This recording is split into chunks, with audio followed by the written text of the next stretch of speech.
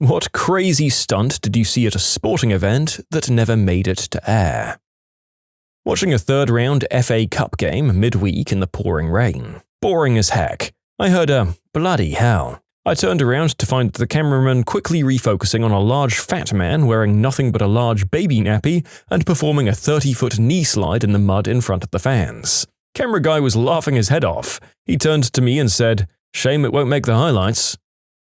I was shooting a Big Ten football game in 2011, and I saw a gentleman in the stands who appeared to be drunk. He was standing up at his seat, waving back and forth and kind of stumbling. I turned the camera onto him because I thought it was kind of funny. Then all of a sudden he just fell over. The people next to him jumped on him and started doing CPR. I stopped rolling immediately because it was pretty clear this guy had had a massive heart attack. The EMTs came and carried him out on a stretcher and put him on an ambulance. The worst feeling in the world was watching the ambulance just sit in the tunnel for a long time and not turning its lights on. That guy was already gone. It was freaking horrible, and I felt like a huge butthole for not realizing what was going on. It still really bothers me. I'm certified in CPR now, in part because of that experience.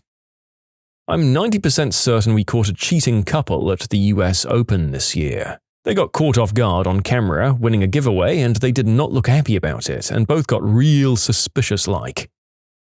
Okay, so I've never done sports, but I work in corporate AV. I've seen corporate Christmas parties get completely out of hand, like women's chest on camera, fights, people doing the deed on the dance floor, and general shenanigans. I've heard mics left open while people were unaware and going to the washroom or making petty or rude remarks, but the winner was one of the first huge events my former employer did in 2002. First anniversary party celebrating the merger of two energy companies into one mega company. More than 2,500 people, 6 15 by 20-foot screens, 2,000 feet of P&D, 6 cameras, bands, acrobats, F&B, the works. Months of planning, a week of setup, and 3 days of teardown for one 5-hour gig. They hired acrobats from Cirque du Soleil to perform throughout the party. One of them we shall call Balloon Dancer. Balloon Dancer did a routine where she did acrobatics on a pair of ribbons suspended from a giant helium balloon 40 or so feet in the air. Balloon Dancer wore a sheer red bodysuit over a pair of shorts and a bandeau top. During her routine, the bandeau top rolled down, exposing her own impressive balloons to the crowd on 6 15 by 20-foot screens. The switcher op only noticed after about 20 seconds that she was upside down and undressed from the waist up and started calling for different camera shots, but all of the cameras were focused on the action. "I got melons on 1. Camera 2, you're alive. Nope, I've got maracas on 2. Yeah, I've got balloons on 3. Camera 4, go wide. You're alive."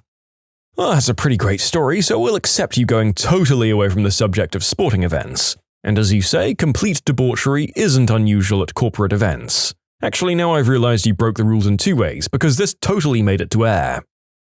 So, American women's soccer player Mia Hamm was attending the Cincinnati Reds game. The camera zooms in on her, and she takes a huge, and I mean huge, chug of her beer. The announcer says, "Mia Hamm is in the stands tonight, reminding everyone the importance of keeping hydrated."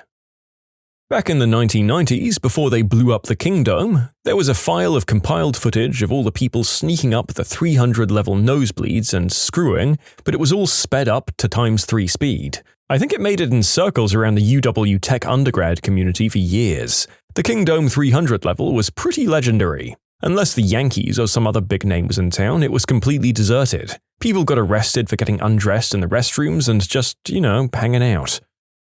When I was a kid, my dad was a camera operator for the local public access channel and would volunteer to record the Sunday sermons at our church.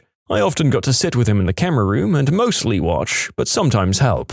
Occasionally, he'd let me operate one of the boards to record the children's sermon, where all of the kids in the congregation would go to the front and sit on the dais, and the minister would tell them a story before they went to Sunday school. My job was to pan through the groups of kids and find the ones that were goofing off and cut to them for a couple of seconds, then back to the group shot. The funniest one was when we caught a kid who was standing, bent over, just waving his butt in the air. Waving it at the other kids, waving it at the congregation, a few other things. It was hilarious. We figured it would be inappropriate to include that in the taping, so we didn't use it.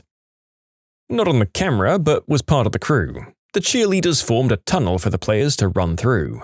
Handheld camera was right behind one of the cheerleaders, waiting for the team. Watching it later, you could see that she was getting a little flustered because she knew the camera was there and what was coming up. Right before the players came out, all of the cheerleaders bent over as part of the routine, and the camera gets a perfect view that would make a gynecologist blush. The producer yells, "Oh frick, pull out! Pull out!" and then realizes what he said, and the whole truck loses it. I've been working with the same crew for a long time, and we practically chat through our headsets during the entire game. There have been many laugh-out-loud moments, and my director would purposely take my camera when I'd be laughing from a funny comment someone made in the headset. I'd try so hard to hold the camera still and be focused, but all you'd see is the camera shaking from hearty laughter on my part. Even the cameras that aren't on your shoulders, it's super easy to shake it when you're laughing and zoomed in on a player. Best times. I've only done a couple, and the director mostly wants all the cameras on the action on the field. However, when alcohol is involved, we see a lot of stuff happening, and directors frequently chuckle but then tell us to pan away. I'm glad you caught that, but we can't show it. Today I learned directors are the fun police. I mean, they're usually laughing, and we hold the shot long enough for other cameras to switch to the quad split or multi-view so they can see what we see before the director asks us to pan away, in case a TD accidentally slips and cuts to us live on some couple dry humping in their seats. Most sporting events have so many cameras on the field, and no quad split anyway, so it's a good chuckle between the cameraman and the control booth. Live TV directors are ultimately responsible for everything going on, including what goes to air, and they're not the same level as film and TV directors, so one or two mistakes and they just get fired. Broadcasting networks have their standards and practices as well, so they can't be too loose. Most of them are fun, but they can't be too much fun. I remember visiting a rural family that had a satellite dish when those things were rare. They got network feeds, so no commercial breaks. One of their favorite pastimes was ABC News on the weekends. Max Robinson, rest in peace, was a different man when the red light was off. During the breaks and before the show started, he'd be smoking cigarettes, yelling and swearing at the staff and scowling. Then the director would start the countdown and he'd put the ashtray away and transform into straight newsman. Unintentionally hilarious. I was a crew at the sporting event in question. I was doing the tech rehearsal for a major sport team starting in my season. We'd gone through most of the show, the flags came out, my crew dropped our staging. We all wanted to leave, I had a date to run off to. They ran all of the graphics by the Jumbotron, and we're about to strike everything, and over the radio comes, "Okay, we're going to test the doves." Everyone looks around, and out of one of the field entrances come 12 white doves. And then a shot rang out. This arena has the best acoustics in the world. This noise sounded just like a firearm. We all look up and see the announcer's window shaking, and 2 or 3 doves are falling to the ground. And then we see the culprit. Some hawks who make their home in the area were taking a well-deserved meal for the show. Not one of those doves made it out that day. And for the next hour or so, the cameramen at the arena were following the hawks around as they killed and ate the poor doves. It was fascinating to see the birds pick up and fly, hide the birds so they could eat in peace. Also, at the end of the day, the doves were cut from the opening ceremonies. Not sports, I worked at a regional station. News broadcast with a female guest, no undies and short skirt. Nobody noticed until the producer mentioned she had nice legs, tried to get them in shot, followed by an, "Oh, frick, scrap that." We broadcasted lady parts for less than 10 frames and got hundreds of complaints. It still makes me laugh. And those wondering how she reacted, nobody ever commented on it with her. The interview was finished, she left through the control room and people said, "Bye." And when she was out of eyesight, the producer had a rant and everyone else just couldn't control themselves laughing. When the host came out, she didn't have a clue. The look on her face was priceless. Back in the 80s, we had a VCR tape that was put together by the crews that worked the sporting events back in the day. My dad's best friend was an engineer that did that sort of work. There were people screwing, players running across the field with giant marital aids, undressed people, people going to town with their mouths on others with their pants down, shirtless girls on the infield at races, a drunk buck-wild dude running and jumping in the mud in the infield like a big pig, and more doing of the deed than you've seen anywhere else. There was depravity I hadn't seen at that point in my life. I wish we still had that tape. Not a cameraman, but I was at a Nebraska game a few years back, and they were getting shots of the crowd on a jumbo screen at one point. They get a nice shot of a guy holding up a big sign saying, "Go Black Shirts," or something to that effect. Within seconds of him realizing he's on camera, he lets that sign drop, and right behind that one there's another sign with "F her right in the hoo-ha" written larger than life on it. You've never seen a camera pan away faster in your life. Everyone in my section looked at each other for a few seconds, asking ourselves, did we just see that? You can submit your own stories to be featured here on the channel. The story submission link is in the description below, and if you want to listen to some vibey music in the background, check out easymode, also linked below, and subscribe. One of the best signs I ever saw was when they were scanning the crowd and there was a guy holding a sign that says, "You can't spell the word for the male reproductive organ without ESPN." They cut away real quick, but I laughed for a while on that one. Well, now every time the narrator sees a male eggplant, he's going to think of an American sports broadcaster. And I don't know what to think of that. It's not positive or negative, just sort of an annoying, unnecessary change in my life that will amount to nothing. I work for an AV company, and one of the things some of my coworkers do is create bingo cards based off our predictions and the theme of the event. In order to get the bingo space, they have to be captured on camera live on the big screen, and we have to pan away from it. Our most frequent occurrences are girls flashing the camera when they see themselves on the big screens, chubby men who also flash the camera, gay men in Daisy Dukes who jump and jostle themselves out of their shorts, and kiss cam couples that get handsy, and catching unsuspecting people digging for gold like their lives depended on it. I used to do camera work and the big sound dishes you see on the football sidelines, aka the salad bowls. Several sound sources would be merged together to get the collision of sounds, grunts, quarterback hikes, and stuff like that. What we got to hear, but not broadcasted, was the awesome trash talk between the players, including insults against mums, sisters, and girlfriends. I'm not a camera operator, but I had all of the feeds from the cameras that you would have in the truck while doing live streaming for a bunch of major events. NFL football games pretty much always featured a couple of fistfights and usually some flashing. FIFA had tons of undressed people pretty much all of the time. Honestly, the sheer amount of au naturel human beings and the fights and stuff just became routine really fast. A funny one that's sort of in the spirit of these other answers was listening to Chris Berman and some other announcer, who I can't remember, while watching the feed of some guy taking a pee on the golf course that a camera was just holding on. They laughed for a long while, and then it just got weird. The guy was taking an epic whiz. I mean, Tom Hanks in a league of his own kind of epic. Berman went from thinking it was hilarious to this can't really be happening, and back to it being hilarious because it just went on for so long. And to top it off, not only was this guy completely hammered at something like 9:30 in the morning, no judgment, I've been there, but also totally out in the open. I mean making no attempt to hide at all. People were walking past him and either just pretending it wasn't happening or sort of scurrying past him. And it was a major event. I can't remember which one, but it was a big deal like the Masters or one of the other majors for sure. A less funny one, but one that I'll never forget, is the Red Bull Stratus jump. We had all the telemetry from the suit as well as the feed, and when he went into that flat spin, there was a good 10 seconds where we thought he was dead. Not like going to be dead, but actually dead, because we lost all telemetry. It came back before we pulled the plug on the stream, and obviously he made it, but that was a tense 10 seconds, and the kind of 10 seconds that feels like an hour. Oh, and then this one that seemed like nothing but was then devastating. We were doing the Winter Olympics, the year that poor guy on the luge crashed and actually did die, but that one actually went to air. It was pulled from every replay later, and obviously no one knew how bad it was at the time, but it was pretty crazy for a while. In short, drunk people doing drunk people things, near death, and actual death. When I was younger, we had one of those giant satellite dishes. During commercial breaks, the feed would continue, and the cameramen would scan the stands for hot women. I'm a Toronto kid.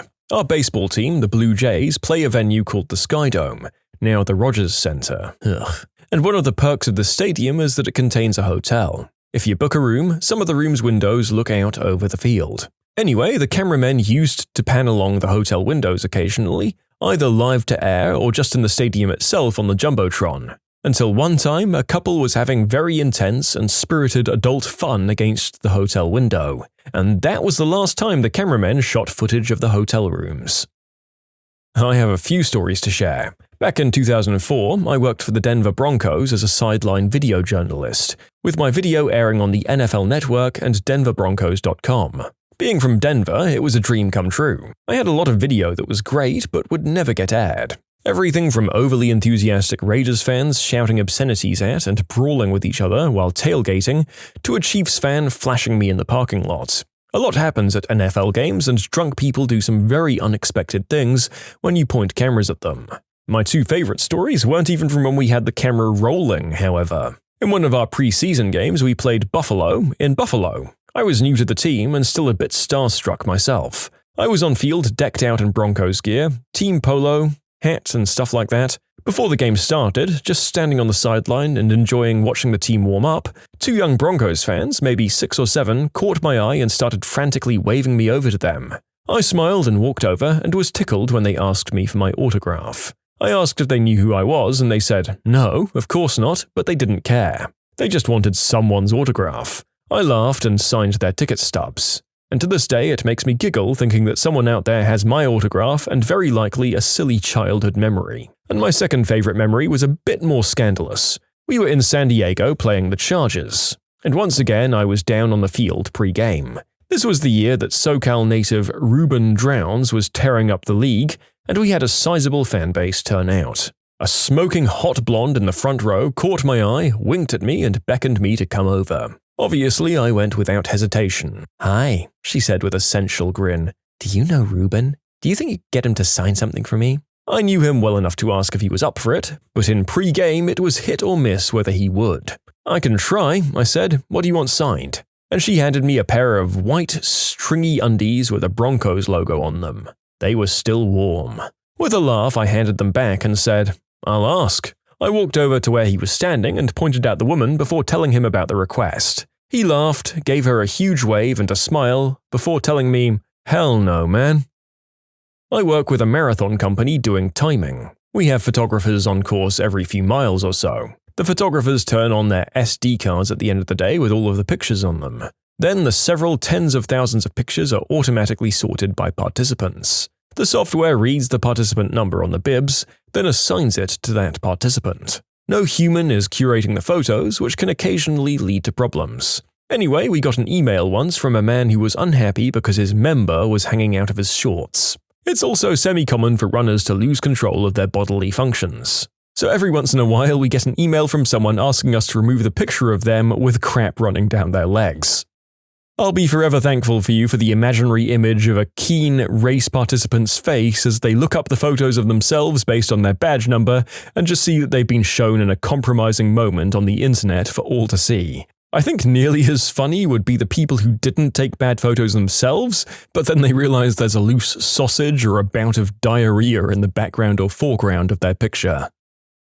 I was on camera 9 at a baseball game, which means in about 99% of all scenarios, my camera isn't getting used. All I'm doing is scanning the crowds on the opposite side for babies, fathers with their sons, happy couples, and stuff they can just cut to fill airtime between innings and stuff. Every now and again there would be a pop fly and I got to trace that over to whoever caught it, and sometimes pan to the dugout, but it was really just a crowd camera for when they hit home runs. So I'm panning through people as the pitcher is setting up his next throw, and the director goes, "Well, camera 9, get a close-up of that girl in the pink shirt." So I do, and I'm not exaggerating, saying that she has a sized 36 triple Q chest, barely covered by this pink tank top. So I get a close-up of her, and he says, "Okay, lock it down."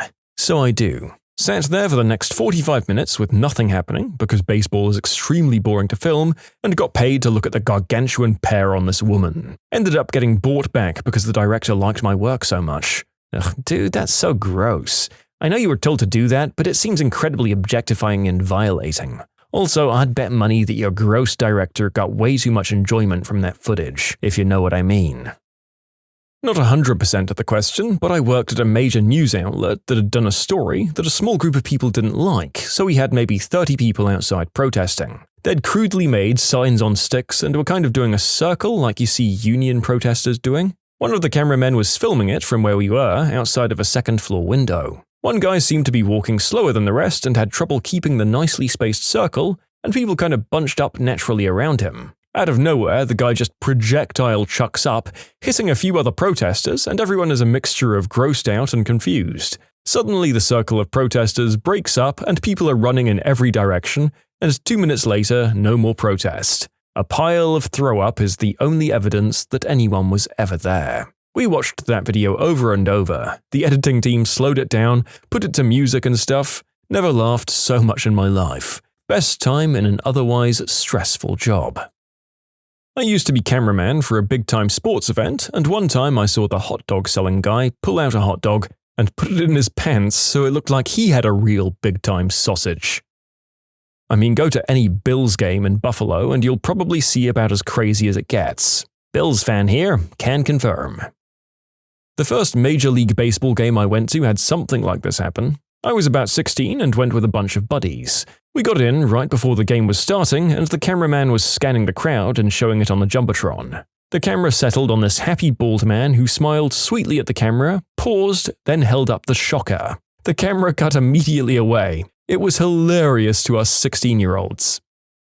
I was the digital archivist for an NHL franchise. Part of my job was to log footage of the game, tag clips of big goals and hits and stuff. I was fast-forwarding through the in-house feed when I noticed a hit. A big hit. I mean an almighty drop-the-shoulder body check right in front of the crease. The unusual thing? It was during the intermission. The team mascot, a 40-year-old man, was the perpetrator, and the victim, a 6-year-old girl. What's the most petty, passive-aggressive move you've ever played? I just hit the passive-aggressive zenith. Played a YouTube video of someone eating crisps loudly while someone else ate crisps loudly, because I can't be bothered to ask them to stop. Basically, this guy is one of those people who manages to do everything that is annoying. Whether it's banging desks, talking loudly on the phone, laughing loudly, munching crisps with his mouth open, etc., all distracting in our very small office. I'm not saying I'm not a prick, but I'm tired of picking the guy up on things he should be able to work out for himself. Has anyone else surprised themselves with their own petty behavior? As pointed out, it probably isn't properly passive-aggressive. The reason I didn't directly approach the guy is because I've done it so many times with so many other things that he's becoming combative and resistant. I'm tired of getting into semi-pissy debates, and I'm at the point where I think he should start actively taking responsibility for the things he does in the small office we share. I always ask if people mind if I put on music or close curtains, etc.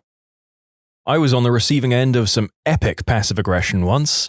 I was in the 12 items or less line at the grocery store, and as usual had counted my items before I got in the line. An older couple got in line behind me and clearly did not think I had done so. They spoke loudly to each other, I guess hoping to embarrass me. "That doesn't look like 12 items to you, does it, Marge?" etc. This continued on, and when it was my turn, one started, "Let's count. 1, 2, 3. I started wondering if maybe I miscounted, feeling a little panicky as I usually try not to be a D-bag. Then finally, 10. Oh! The cashier laughed. I needed to do nothing. The backfiring of their plan was plenty. Although I now look on that situation with that single regret. I should have also written a check, asked for paper and plastic, and for rolls of quarters. Darn it. I would have grabbed 3 packs of gum and put them on the belt with my stuff just to screw with them after that little act. I used to be a resident advisor in a college dorm. One of the dorm activities was on personal hygiene, with free stuff available like deodorant, shampoo, razors, etc. One of my residents couldn't be bothered to speak with his roommate about his disgusting habits, but he sure took about a dozen of those flyers and put them up all over his roommate's side of the room. Ah, that's like a lower effort version of the good old post-it note. Best friend of any passive-aggressive flatmate. The neighbor in my girlfriend's apartment will let their gosh darn alarm go off for like a good 5 minutes before they even try to stop it. They don't hit snooze like a normal person. They just lay there and let it buzz over and over and over again. It was going on longer than usual, so I ended up pulling out my phone and turning on the meltdown alarm and basically pressing it directly into the wall. On top of the horrendously loud noise, it was also buzzing the whole wall. They turned their alarm off within 10 seconds and haven't done it since. If this ever happens again, get a screaming mini alarm clock from any truck stop. It's 110 decibels of get the frick out of bed. Treat it like a grenade. Set it for 1 minute, it's a timer, and toss it in their window. It's brought people to tears because they couldn't turn it off. Oh, thank you for that wonderful idea. My neighbors don't have a problem with their 16-year-old son and his idiot friends going out at 2 a.m. drunk as frick in their backyard, yelling and screaming till the sun comes up. Nobody around will say anything because I live with a bunch of old fricks and I don't want them damaging my car. So I just ordered one of these. This Sunday, I'm throwing it in their yard the second they decide to go in, because they always go out every weekend and do this crap. It's going to be so worth the money, even if I have to do it every weekend. My old roommate's friend always used to come over and drink my cans of Pepsi. I'm on a pretty tight budget, but like to treat myself with said cans, so you can imagine how upset this made me. One day I hid all the cans but one, which I coated with nail biter. The second he realized something was wrong, he poured himself a glass of water using the only glass on the drying rack, the glass coated in nail biter. I live on a typical American suburb street. My neighbor just got a new job with a company-provided vehicle. He has a one-lane driveway, so he parks this huge work van in the road, directly in front of my house. It's all I can see when I look out the front window. I casually mention it to him now, so that he could park it in front of his house and not mine. He just chuckles to himself and starts talking about something else. For the next week, I parked my car in front of his house to see if he enjoyed looking at my car every day. Luckily, he got the message and now parks in front of his home and not mine. Something similar is happening where I live. I live at the end of a cul-de-sac in the corner, and the guy in the middle of the end parks one of his cars outside his house, blocking our driveway to the point where we have to snake around his car in reverse. Meanwhile, his other car sits in his driveway that is thin but long enough for two cars. Did I also mention that both he and his wife are retired and rarely leave the house? We have other neighbors with similar situations, so everyone keeps moving their cars like a game of chess to park in front of each other's houses to annoy each other. They are all gradually getting more and more teed off with each other, and just when they are at the tipping point, I'm soon to be adding a new car to the scenario. I will park it in the worst place and watch the drama. Skip passive-aggressive, go fully aggressive. Buy a beta car, spend under $500. Insure minimally. Put the beta in your driveway. Wait until your neighbor blocks your driveway. Nail the neighbor's car. Blame the neighbor for being parked in front of your driveway. Take no responsibility. Repeat until the point has been made. Sell the beta for whatever you paid for it. I blow kisses to angry drivers. I'm a guy.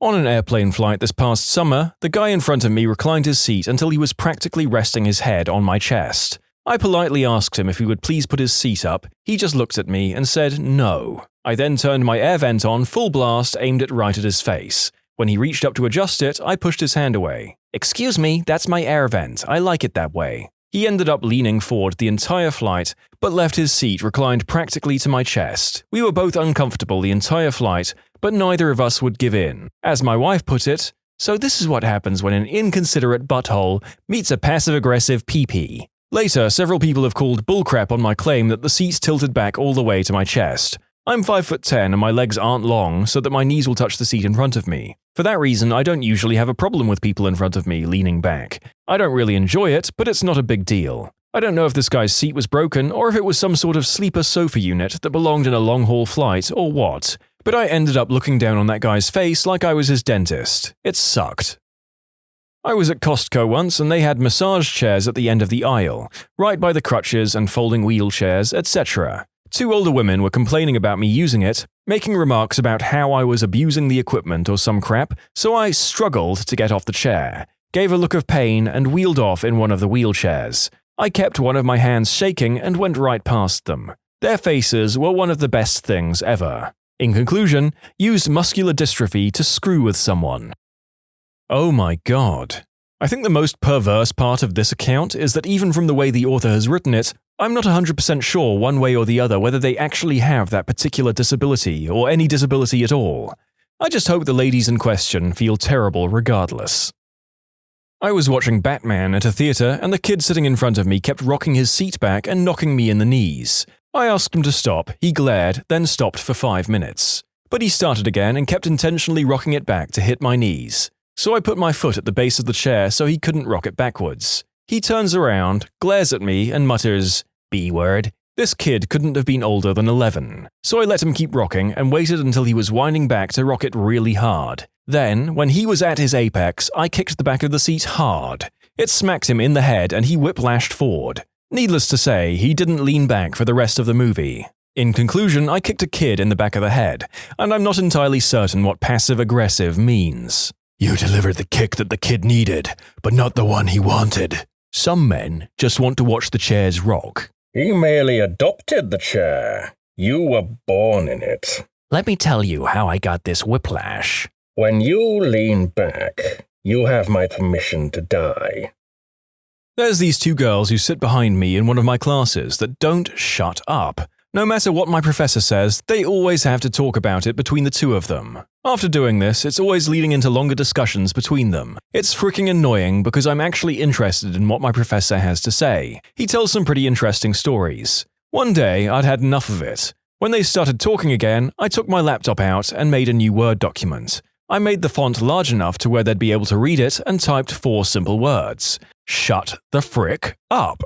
I cleared my throat very loudly, I should add, and just slightly moved out of the way to where they would be able to read it. That was 2 weeks ago, and they haven't said a word in class since. I had the same problem in my philosophy class. For about a week, I would type everything that they said. At the end of the week, I handed them each a transcript of their conversations. I pulled the same thing last finals period. I was on the quiet floor of our student center, where not even the laptops are allowed. The clicking of the keyboard is too loud. There was this girl furiously typing on her laptop and having a cell phone conversation about her child termination. It was very, very distracting, and no amount of throat clearing and angry looks got her attention. So I scribbled, "Shut the frick up," in Sharpie on my notebook, coughed loudly, and held it up for her to see. She got up and left, and I got a very enthusiastic round of golf claps. In college, I had the worst roommate. She would stay up all night, sleep all day long, and dramatically sigh or groan if I accidentally woke her up by, being in my dorm room during the day. She also could not shut up for about 5 minutes. She literally wandered around our room muttering to herself mostly, "Frick!" and "Jesus Christ!" And if she wasn't doing that, she was sighing and groaning and slamming drawers shut. She also left food that should have been refrigerated out on her desk for weeks at a time, including stacks of burgers still in their paper wrapping. It smelled. Anyway, she mentioned once how she hated living in the dorms because she couldn't smoke in there. I casually brought up how my last roommate broke her contract and moved into a house mid-semester, and she just loved it. New roommate got excited and started to look into getting an apartment. What I didn't mention was that it costs $1,000 plus that month's dorm fee to break said contract, and apparently she managed to sign up for this without noticing that fine print either, because for about a week after, she had screaming matches on the phone with her mum about the money. A week later, she was gone, and I had the room to myself for the rest of the semester. It was great. I would feel bad, but living with a frantic, swearing, sleep-deprived burger hoarder was too much for me. In conclusion, talked Oscar the Grouch into breaking room contract, resulting in unforeseen expenses on her part. Oofed. I mean, she was probably outright told by student housing that it would cost her money, so hopefully decided to move despite that fact of life. It just sucks that it sounds like her mother had to foot the bill.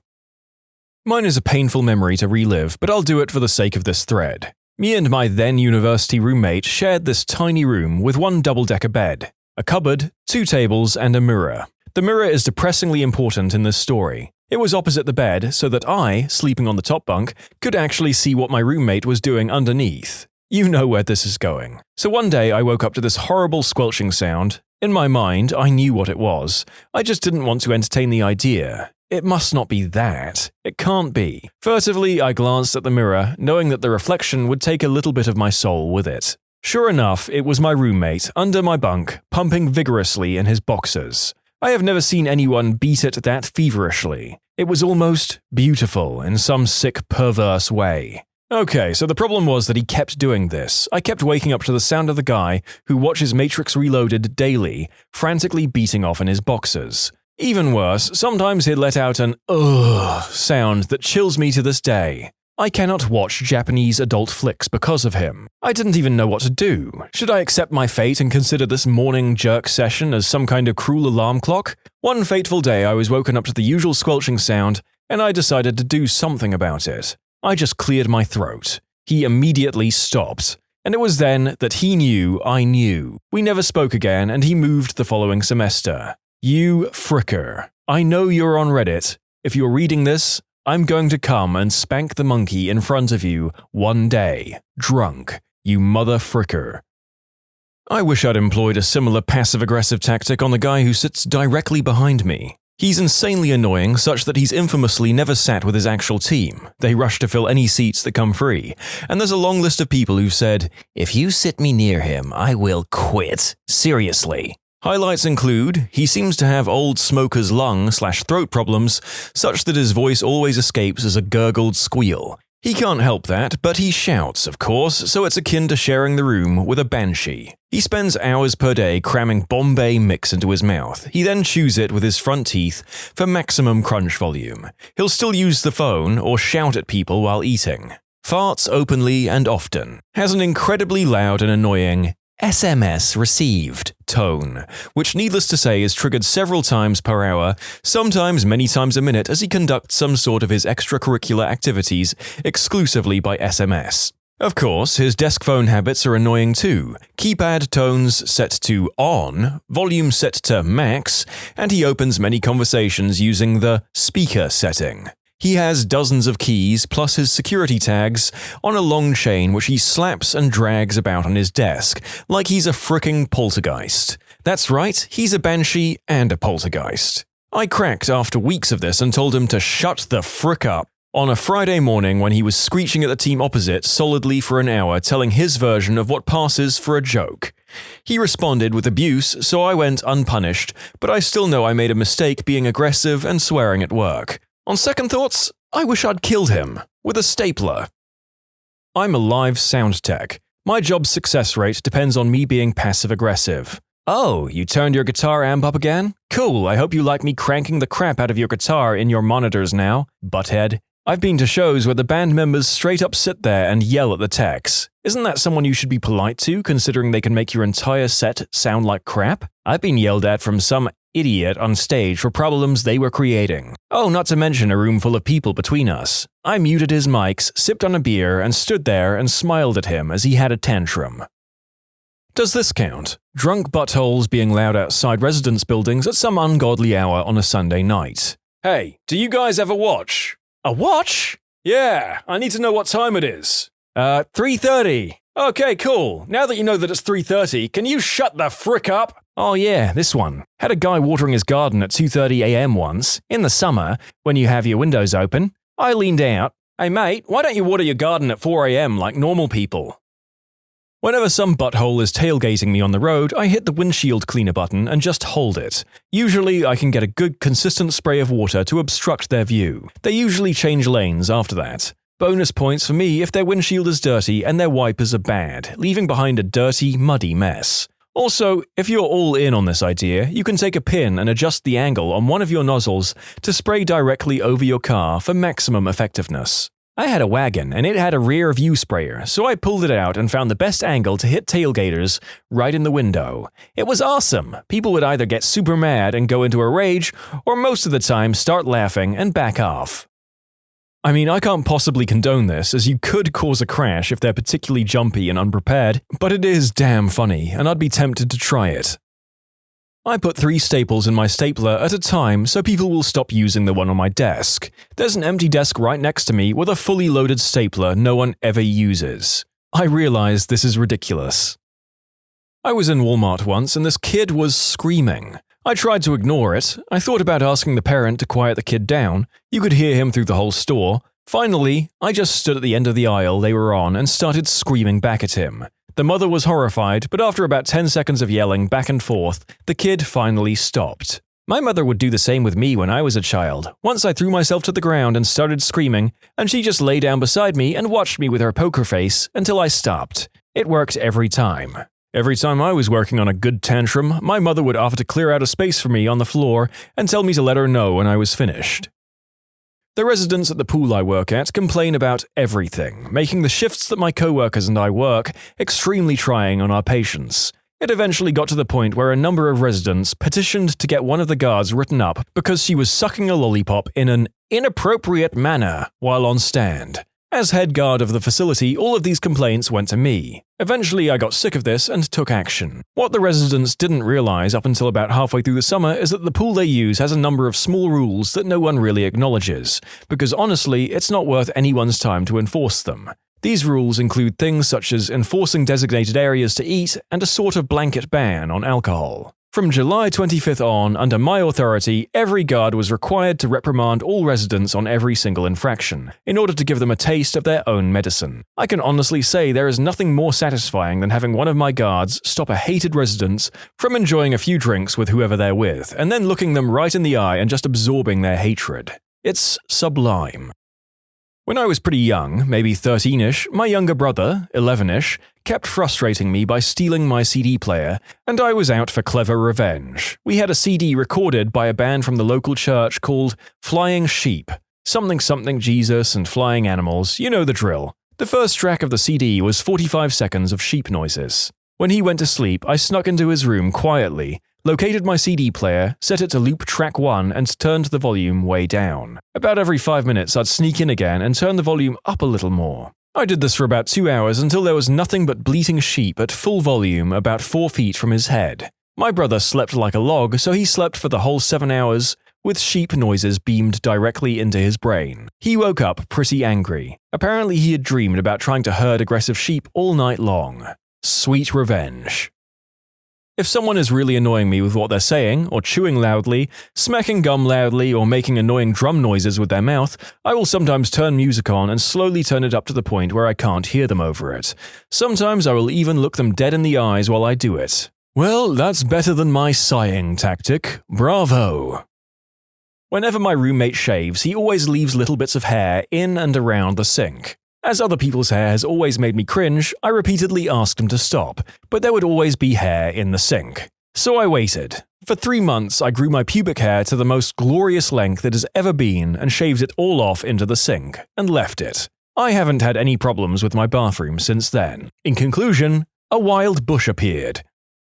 The last 4th of July, some friends and I went down to the pier to watch the fireworks. We were sitting down when this couple decided the perfect spot for them was standing directly in front of us. I'd been drinking a bit, so it seemed like a good idea to bark like a dog. Not like a mean pit bull or something, more like a high-pitched chihuahua. I do a really good impression, by the way. They started turning around looking for the dog until they realized it was me. I looked them in the eyes and started barking with an even higher pitch. I think they thought I was crazy because they just whispered to each other and left. The old man sitting next to me gave me a high five. Watching my daughter at gymnastics, woman next to me was smacking her gum like a cow. I pulled out a pen and sat there clicking the button until she got fed up and left.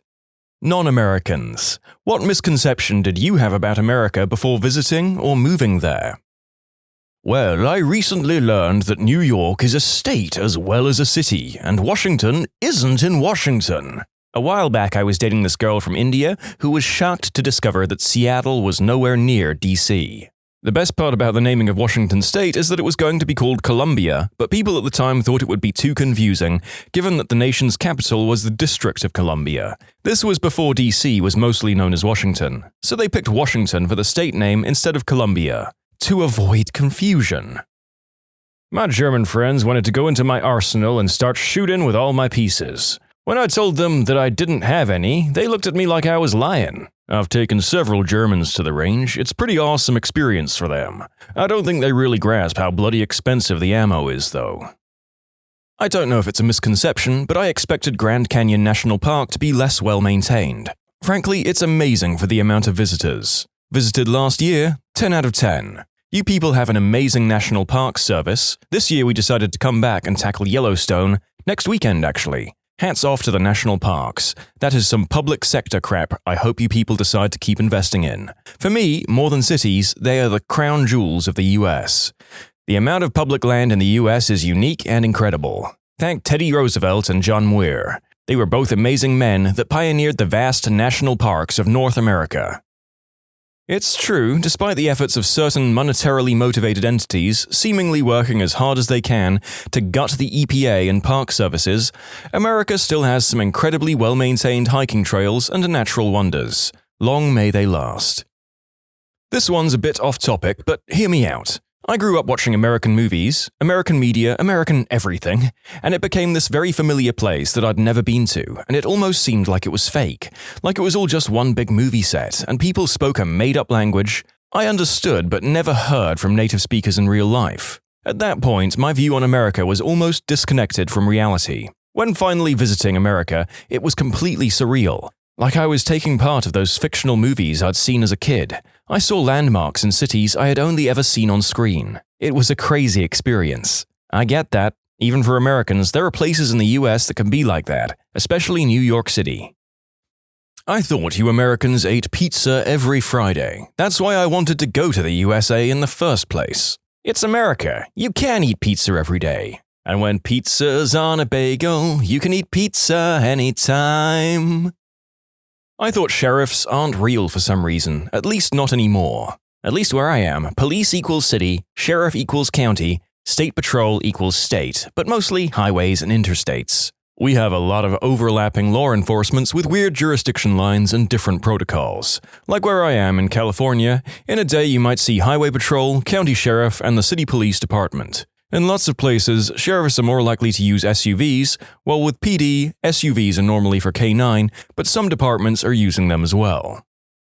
Being English, I didn't even think about a language barrier. At a football game, it took me about 5 minutes to get a bottle of water. The girl just couldn't understand how I said water. I had to point to one someone else had had in the end. I'm just sitting here giggling and picturing an extremely frustrated Brit standing at a concession stand just repeating, "Water! Water!" over and over again in a fruitless attempt to get a damn drink. It happens to everyone. I'm from Ohio and I went to visit my aunt and uncle in Georgia. I was trying to order a sandwich, but I couldn't understand the question that the waitress was asking me because I couldn't decipher her accent. My sister had to translate for me. It was pretty embarrassing now that I'm thinking about it. Y'all want mustard and mayonnaise on it?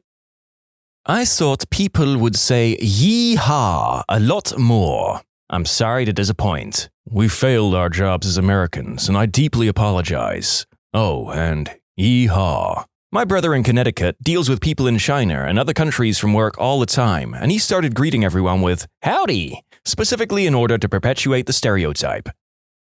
Honestly, you guys were a lot friendlier than I expected.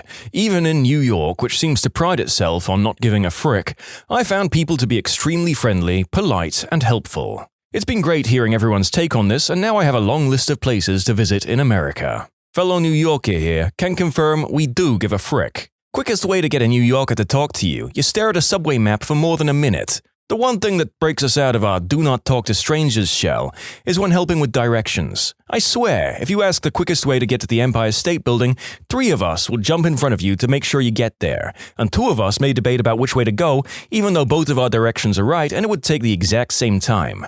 If we're really friendly, we'll even give you a tip to skip the Empire State Building altogether and head to the top of the rock. Better views, no chain link fence, and you can actually get that picture in front of the Empire State Building. Something you can't do when you're standing on top of that building. You can also ask, hey, does this train go to 34th Street? Just to get us talking.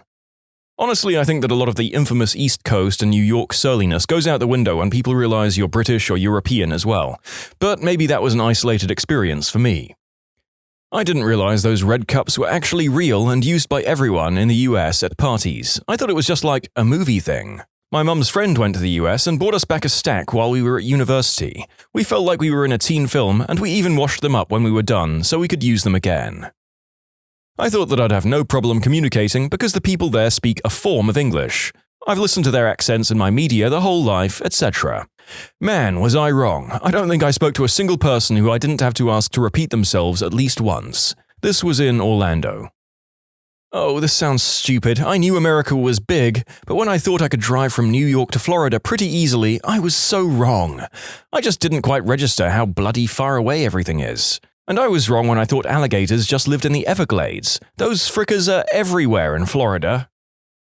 How surprisingly cold some parts of Arizona can get. I visited after spending a year in northern Ohio and basically went there naked, as I didn't expect anything could be worse than Cleveland's winter. Nope, I almost froze to death when I went to see the Grand Canyon and it was snowing. Yes, when I went to the Grand Canyon in October, I showed up in shorts and a tank top, expecting it to be still and hot, like I was in Phoenix. Nope. Not only was it freezing, but it was the windiest place I've been in my entire life. So beautiful, though.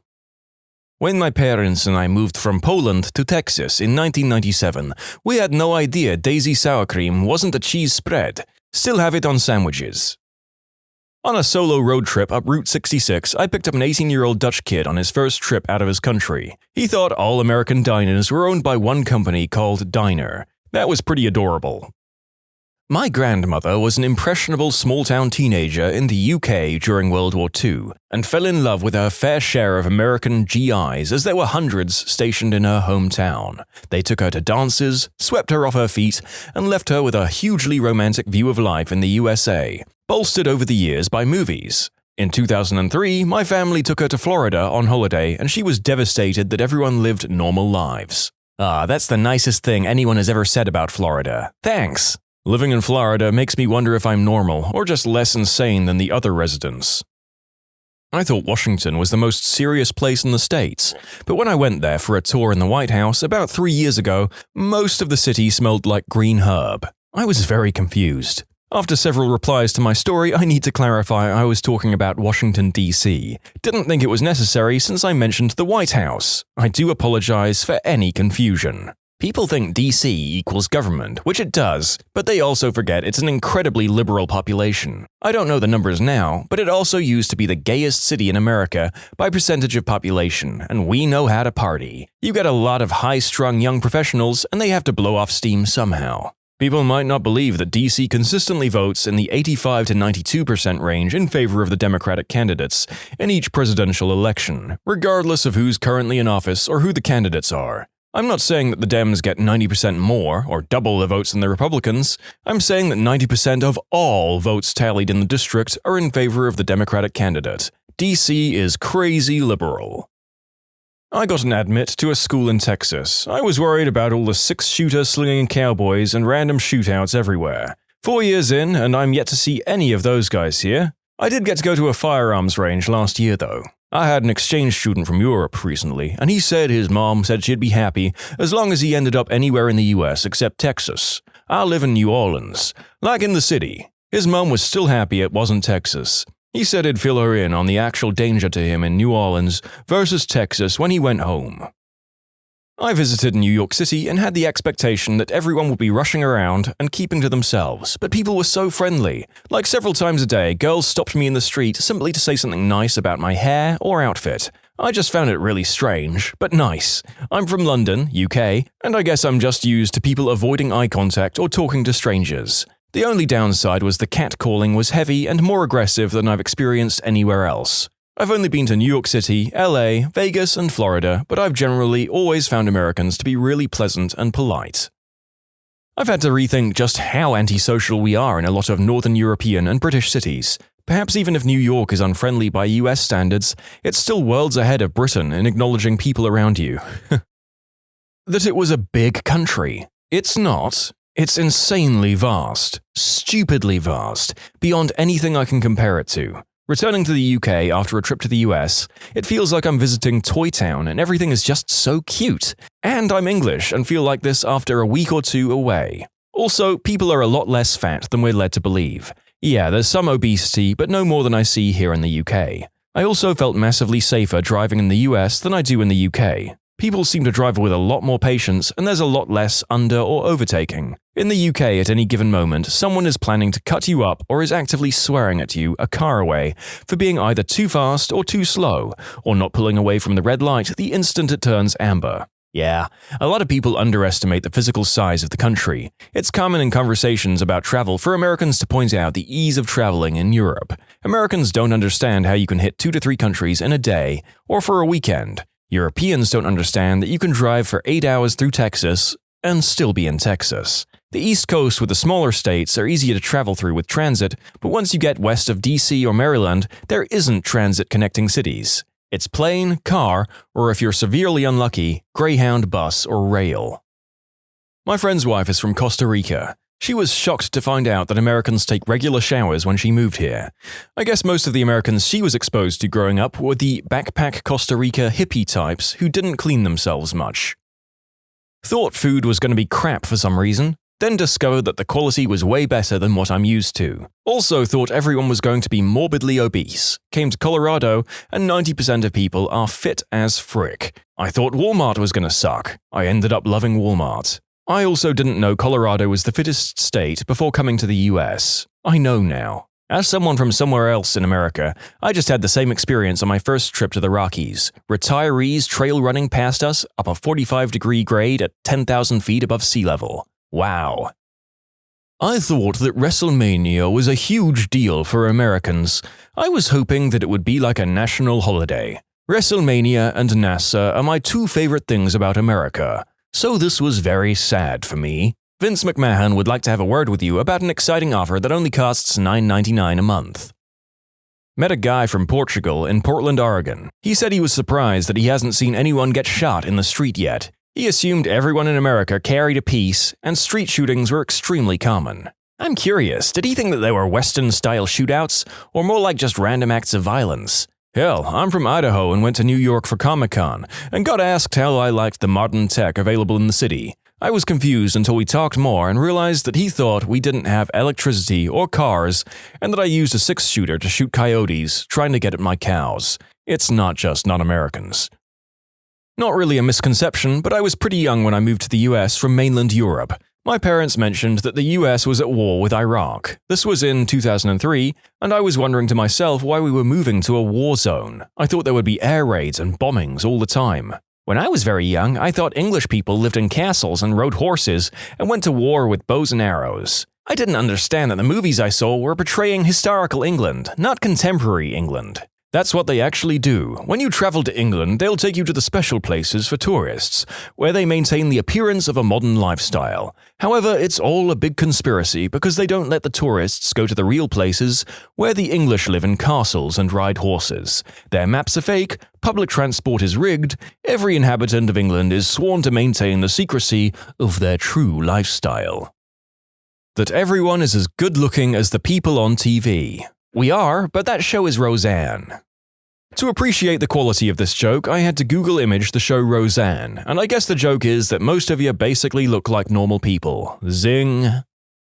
Hollywood. I believed it was wall-to-wall famous people, walking on red carpets dressed in golden gowns, and everything was possible if you just walked on that beautiful boulevard. Wrong. Big time.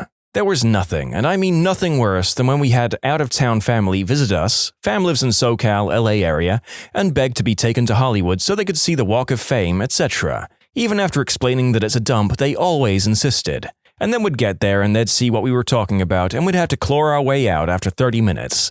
That area is horrible in the summer. Traffic going in and out is impossible, everything is overpriced, and it's filthy as heck. I had to work for an event designer out there for a year, and that drive was part of the reason I quit so soon. I love LA and all the cities in it, but Hollywood and Venice Beach can go get screwed. That every shop is like Costco, big in bulk and relatively cheap. That the majority of people in the US are fat, racist, and selfish motherfrickers. I couldn't be more wrong. Everyone was very nice, educated, and kind. Unfortunately, the worst people get the most attention inside and outside the US. Rednecks and hillbillies. I thought that it was a geographical thing and you can only see them in the South. The ones I met up north were pretty hostile at first, but turned out to be awesome people in the end. I thought Americans, especially Californians, are sassy and snobbish. I was so wrong about that. They're freaking chill, friendly, and some are really down to earth. I also thought that most are really rich and that they own mansions with swimming pools at the mountains of Hollywood, but no. Most of them live in apartments and houses. My big misconception was I thought life was easy here, that you don't have to do 2 to 4 jobs just to make a lot of money, but unfortunately it was the other way. When I was in high school, a friend's older sister had a German student and a British student visit for Thanksgiving. They were students with her at UT. It was so much fun talking to them about the US and answering all their questions. The best, though, was their questions on the states. They thought Chicago was a state, and were surprised to learn Hawaii and Alaska were states as well. They thought they were a step up from Puerto Rico, but they were surprised to learn they also had representatives and senators. From the outside, the US looked like one country. Once you're there and drive around multiple states, it more seems like many different countries with different accents, laws, regulations, way of life, food. That was a big surprise for me. Misconceptions before moving to America. 1. Americans only work 7 a.m. to 3 p.m. 2. No one works after 12 on Fridays. 3. Americans take a lot of vacations, summer plus Thanksgiving plus Christmas. After moving to America, 1. Everyone is working their butts off. 2. The concept of fixed hours is fuzzy, people log in early and late to get to important stuff at work, and 3. Americans are not getting much time off, most are not even using their vacation days. I was told the typical stuff before going to the US the first time. The TSA are buttholes, everyone carries a piece, and people are hella unfriendly. I saw more pieces in Schiphol in Amsterdam than I did in O'Hare. Seriously, police with MP5s about every 30 feet. Dogs as well. Very weird. Also, O'Hare freaking stinks. Worst airport in the world. Anyway, yeah, I realize mileage may vary with the TSA, but everyone was friendly, interested in my trip in a good way, and helpful. No issues. Spoke to a police officer like an hour later, super friendly and helpful as well. I was starving, he showed me a good place to eat, and had food himself as well. We talked a bit while eating. Cool guy. Everyone was super talkative and friendly in the US. The talkative part is weird, coming from Sweden. I got compliments on my shirt within an hour of leaving the airport after my second in-country flight. That would basically never happen in Sweden. People here dislike social interaction. In the US, it was like free-for-all talking, joking, and complimenting each other. It was nice.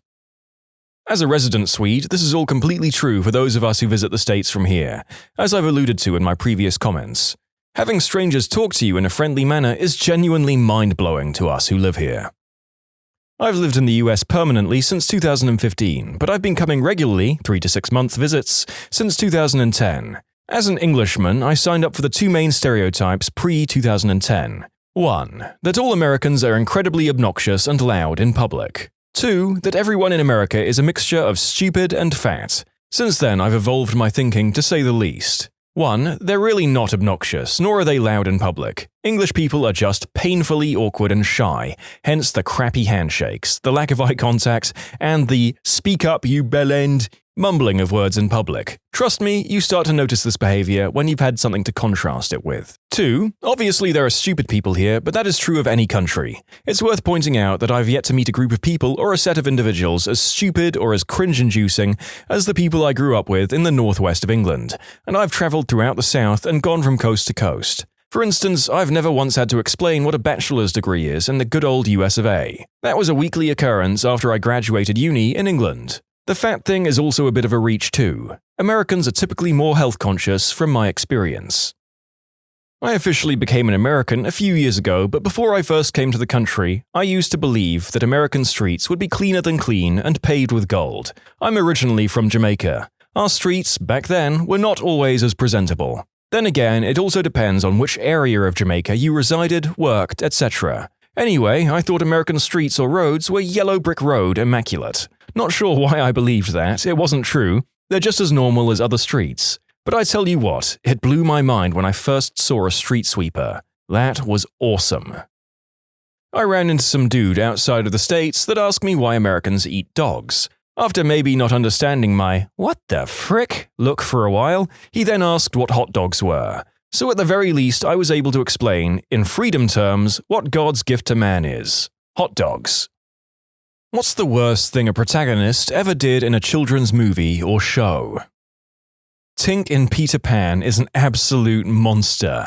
She tried to get the Lost Boys to murder Wendy. The whole film is full of aberrant morality. I mean, that's relatively on the low end of her atrocities. She sells out Pan and the Lost Boys to the pirates because of her hatred and jealousy. In the book, it's even worse because the pirates aren't buffoons, but highly competent and malicious. Smee isn't as much of a lovable idiot in the original. He's a sadistic torturer whose sword is called Johnny Corkscrew because he wiggles it in the wound after shanking someone. He's described as a genial man who's not as severe as the other pirates to the kids, but he's also described as one who would stab with no offense. Don't forget Peter Pan was a monster too. He'd teach kids how to fly, but never how to land, and they'd just fly until they starved to death.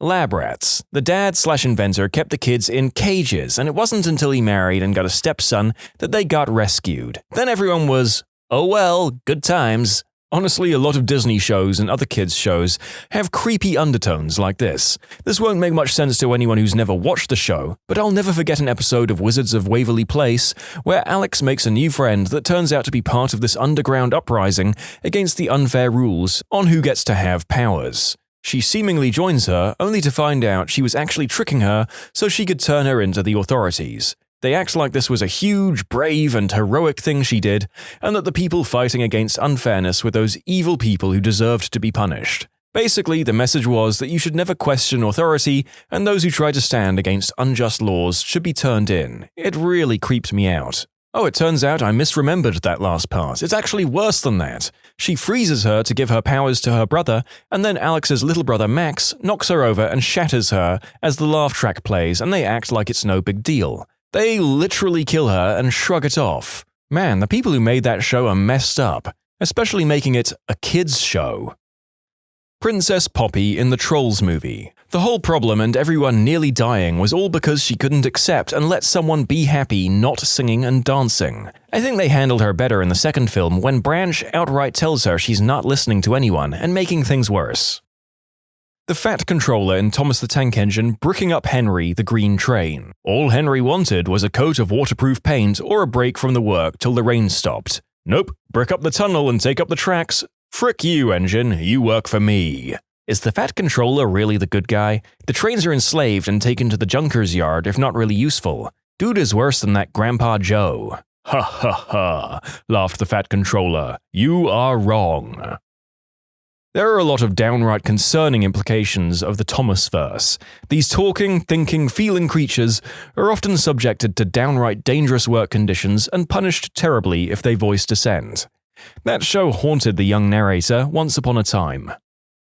Agent Black from Johnny Test casually and nonchalantly says, "I blew up Malaysia." Also, what I find funny, blowing up Malaysia only gets them down to the level of police officer. Here's my entry to help get conversation going. In the 2005 Disney movie Chicken Little, the school bully, Foxy Loxy, gets teleported by aliens and suffers brain damage resulting in a massive personality change. When the aliens move to return her to normal, Runt of the Litter stops them, saying she was now perfect. It's then implied the two become romantically involved. Let's not forget Buck Cluck being a really crap father to Chicken Little. Frick it, this whole movie just sucks. I don't think it would be remiss to say, frick Buck Cluck.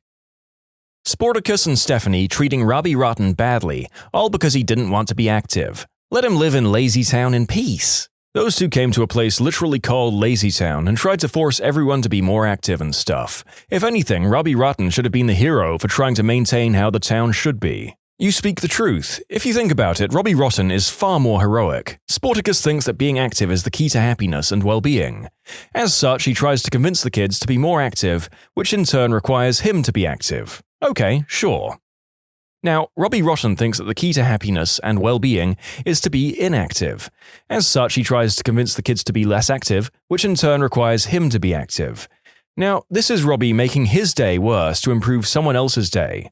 Ignoring the question of which of them is correct in their worldview, it's obvious that Robbie Rotten is substantially more selfless. The episodes often show Robbie bothered, usually not by the noise the children are making, but by the idea that they are being active. He goes through huge amounts of work and planning to correct this, often making elaborate games for kids in the process. Finally, let's examine the basic claim that Sportacus makes that the children would be happier and healthier if they subscribed to his lifestyle. They do seem to enjoy his sports, though Ziggy often has his complaints. However, compare this to the joy the children had in Robbie Rotten's "You're a Pirate" game, which involved nothing but props, imagination, and singing. Everyone loved it. You might think then that at least Sportacus is correct that the children would be healthier if they followed his advice, but once again I say that Robbie is right. If you trap Sportacus in a cage, he starts to pass out in mere minutes from fruit withdrawal. He might be able to outrun Robbie, sure, but it isn't like Robbie isn't capable enough to build a treehouse, ships, and whatnot. The Cat in the Hat nearly pummeled a young child's skull with a baseball bat. That movie is hilarious and yet so screwed up. He legit cuts his tail off and swears in front of children. In High School Musical, when everyone manipulates Troy into saying he doesn't care about Gabriella at all while recording the whole thing so that she sees it. God, if I was Troy and learned about that, I'd have quit the basketball team. If my friends couldn't stand by me and sold me out like that, there's no reason to be with them. Same with Gabriella and her science friends. Of course, they didn't manipulate her into saying things she'd regret and film it, but they still thought her potentially being distracted from their competition was enough of a reason to mess up her relationship. It's been a while since I've seen it, I'm sorry if I made mistakes. In the Rapunzel TV series, there's a controversial episode in which Rapunzel, after having an argument with Eugene in which she disagrees with his advice, accidentally goes back in time to a point when Eugene was a thieving teen. During this episode, she appears as one of the Stabbington brothers and ends up changing Eugene's views in the future to match hers by the end of the show. Eugene has no idea this has even happened. It's pretty controversial because while Rapunzel didn't mean to do it, she sort of forced a core personality change in him, and the show never really addressed the argument because Eugene is just like, I don't know why we were arguing before because I agree, and the end of the episode. The following story is from a series that I've never seen, nor probably ever will see, but it definitely has some mind-bogglingly interesting implications from the way the author describes it. In the 4th season of Winx Club, the main characters get a new power-up, the Believix, and it's a mess. They each get a new power to use at their own discretion. Here's a quick description of what these powers let them do. 1. The Strength of Life. Bloom. It lets her make people believe in magic and help them overcome their weaknesses. She decides what qualifies as a weakness. She overrides a person's free will to make them believe in magic, which just so happens to make the girls stronger and rewrite their personality if she doesn't like it. Dawn of Light. Stella. It makes her people more cooperative and accepting. Basically, she overrides another person's free will, so they do what she says. Breath of the World. Flora. It lets her make people show more appreciation for nature. Nice on paper, but it basically makes people ignore potentially more important tasks or forego certain technologies in favor of nature. Bright Heart. Musa. This is actually the most normal because aside from the usual of making people believe in magic, its only other effect is to convince people that they can change. Gem of Mind. Techna. To quote the official description of this ability, she can use it to make people think correctly. I think that's enough info. She decides how people should think and magically imposes that way of thinking onto them. The Spirit of Courage. Aisha. This is also very basic, the same as the first one with the added bonus of making people braver. But one use in particular rubbed me the wrong way. In one scene, she made a girl walk through a wall of fire to escape the burning building. The girl with water magic whose best friend is on the way to becoming an insufferable Mary Sue, and whose fire magic can extinguish any flame with a snap of her fingers. There was literally no need to endanger that girl like that. They had 2 people on scene who could not only have saved the building, but also all 6 of them could have repaired it with magic. Overall, those girls are a threat to society. They're emotionally unstable, have 0 coping mechanisms for when they get sad, and are basically demigods. Musa once saw her boyfriend with another woman, and she just ran away crying like a kid. She has sound-based powers. She could have easily listened to what they were saying. I put forth that Santa is a total butthole in Rudolph the Red-Nosed Reindeer. I can understand the young reindeer making fun of Rudolph's red nose. Kids are mean and will easily make fun of someone for being different. But then Santa walks in. He could have set everyone straight right there. Explained how it's our differences that make everyone special and all that. Nope, he readily agrees with everyone that Rudolph is a lost cause and even tells Donna he should be ashamed of his son's red nose. Da frick? Until he needs him, then all of a sudden he's part of the group and useful and liked. That's some fit in or go fricking die if I ever saw it. Any deviations from the norm will not be tolerated unless it's exploitable. Ho ho ho! Land Before Time when they're sleeping in the footprint and Sarah tries to wake them up gently and quietly. Littlefoot starts being loud and attracts the Sharp Tooth, causing him to lose the last gift his mother ever gave him, a tree star. Literally every single decision made by Robin Williams in Mrs. Doubtfire. What's interesting is that as a kid you side with Robin Williams. Rewatching it as an adult, the guy was seriously dysfunctional and his wife was absolutely right to divorce his butt. Also, you realize that Pierce Brosnan's character wasn't the villain you thought he was when you were a kid. He was a legitimately nice, solid guy dating a woman with 3 kids going through a contentious divorce. He was a saint, but ended up almost choking to death. Batman shutting down a machine that was turning Matt Hagen, aka Clayface, back into a human because he was using an experimental thing stolen from his company. I never hated Batman more than that moment because the animated series Clayface is the most tragic fricking creature of a man there ever was. Ron Perlman always made me cry when he had that first moment where he says, "I'm not even a man." I cry every time. In the episode, he's falling apart and dying, then when he's there on the precipice of becoming human again, he can feel it. Batman tosses a batarang and cuts off the flow of the chemical. Fricking hated him for that. Yes, thank you. I hated that episode as a kid. Clayface had the chance to get his life back, but Batman stops it because he stole something? It felt so unfair. Fair to say that The Dark Knight has often done some pretty controversial things in his many iterations, but I'm not sure that anyone can look at his solution and agree it was the morally right thing to do by any means here. Perhaps some of you would disagree. Let me know. Sounds like what happened to Deadshot in that movie. Confronted him when he's out with his child for Christmas shopping, if I recall correctly.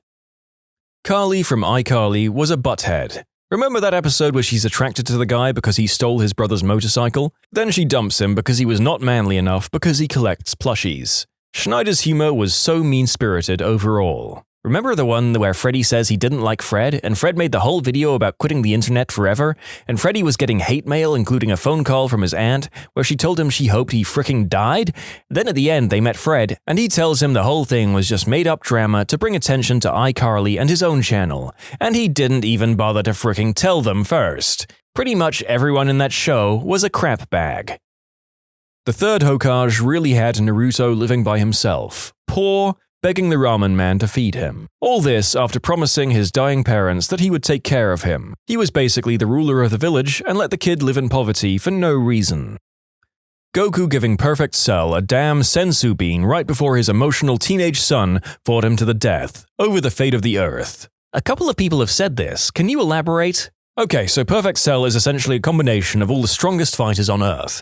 Fighters who have killed planet-destroying monsters, or a being who killed them all in an alternate timeline. Goku, in some sort of bizarre test, fought Cell and won, but didn't kill him, instead he healed him, which brought him to beyond his full strength thanks to alien biology, and made his son fight him for the fate of the planet, just to see if Earth will be okay if Goku dies. This led to his own death, giving his son PTSD, causes the end of the world in the next arc, thanks to Rival becoming evil thanks to a lack of a sparring partner whose power releases an intergalactic demon who destroys Earth. Dragon Ball is weird, I know, and makes both of his sons fatherless for the greater half of their childhood. The parents and parent trap. Let's separate our twins, take one each, and never tell our respective child that she has a sister. What the frick? Mr. Krabs drove his rival Plankton to take his own life by stalking and harassing him in a Pearl costume in the one-course meal episode of SpongeBob SquarePants. What about when SpongeBob and Mr. Krabs actively attempted to cover up what they thought was a murder? Also, didn't Bubble Buddy basically just watch a guy drown? There was some dark crap in SpongeBob.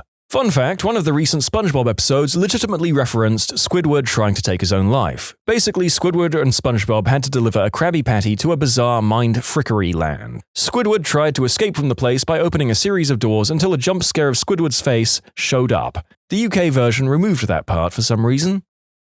Just saw an episode of Teen Titans the other day, and they spent nearly a whole episode trying to escape this witch that had mind-controlled them and was trying to eat them. When they finally trap her back in the cursed pie, it's a weird episode, they leave it outside the door of the teenage supervillain group so that they will get eaten. I can't frame this in any other way than attempted murder. Teen Titans, don't go.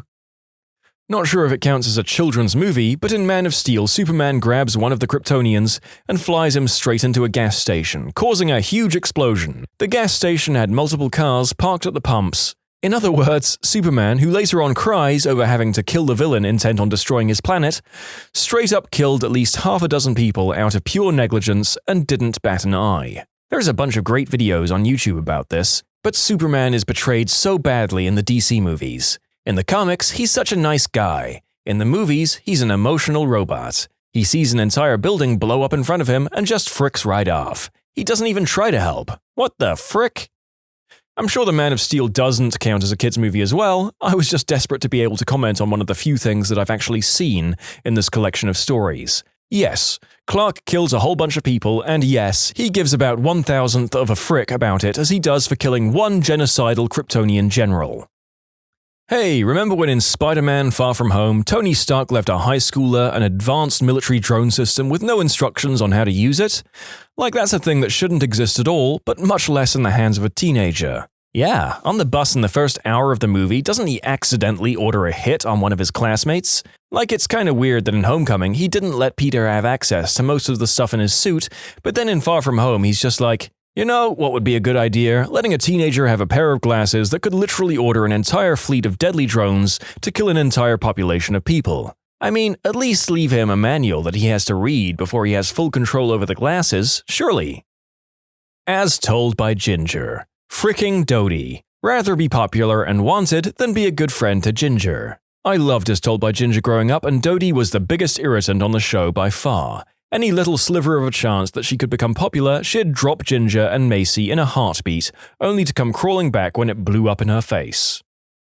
Oh, that one kid, Greg? I don't know, from Diary of a Wimpy Kid. He fricking shuns his best friend for clout, breaks his arm, throws kids in a ditch in the rain, craps on his friend's comic idea, and blames his friend for getting him fired from being a hall monitor.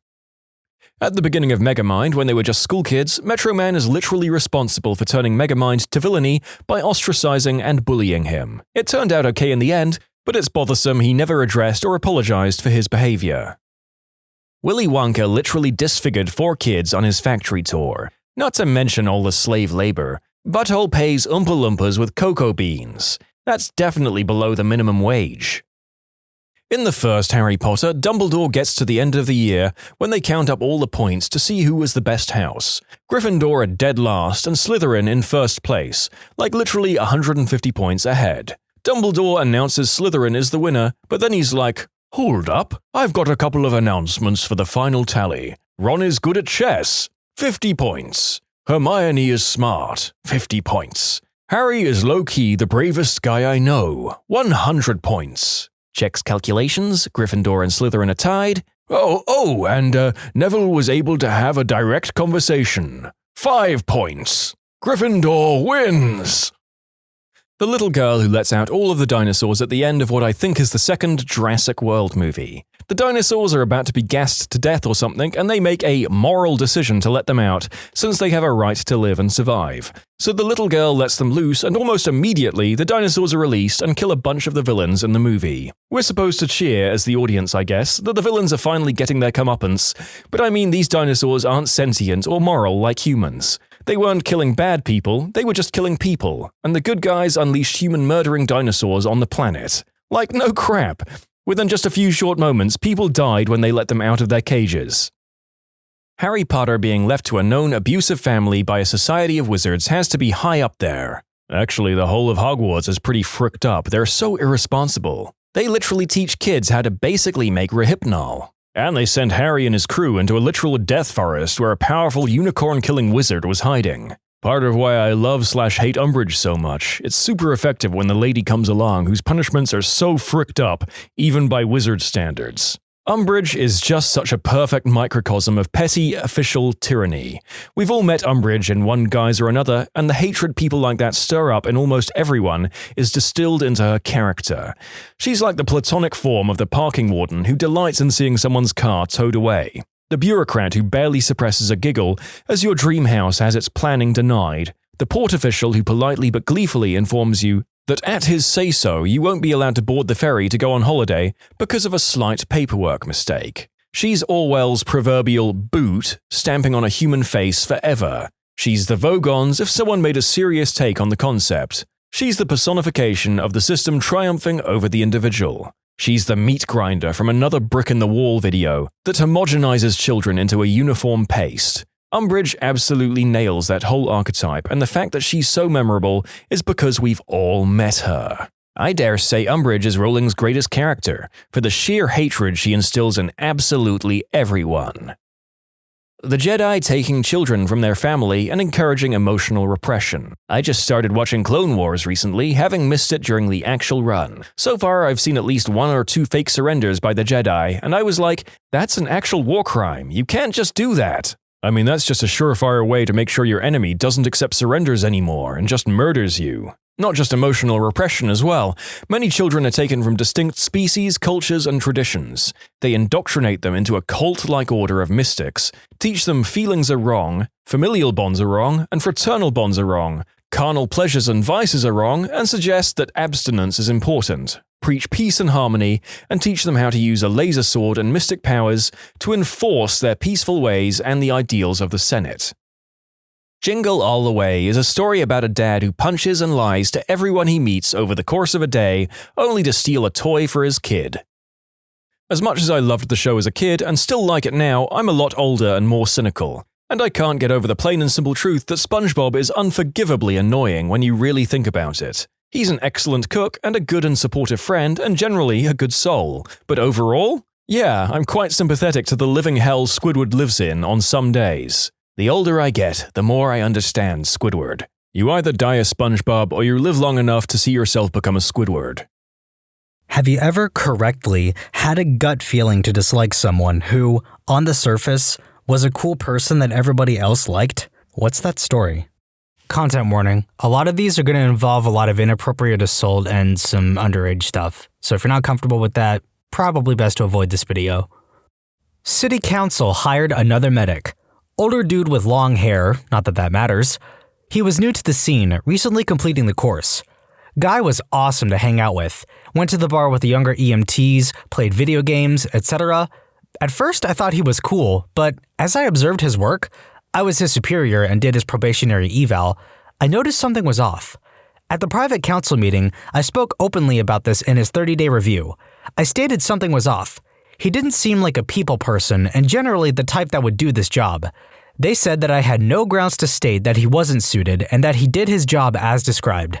I countered with the fact that when caring for people, being a people person is an unwritten rule, and that doing your job without caring leads to mistakes, and in our job field, a mistake means death.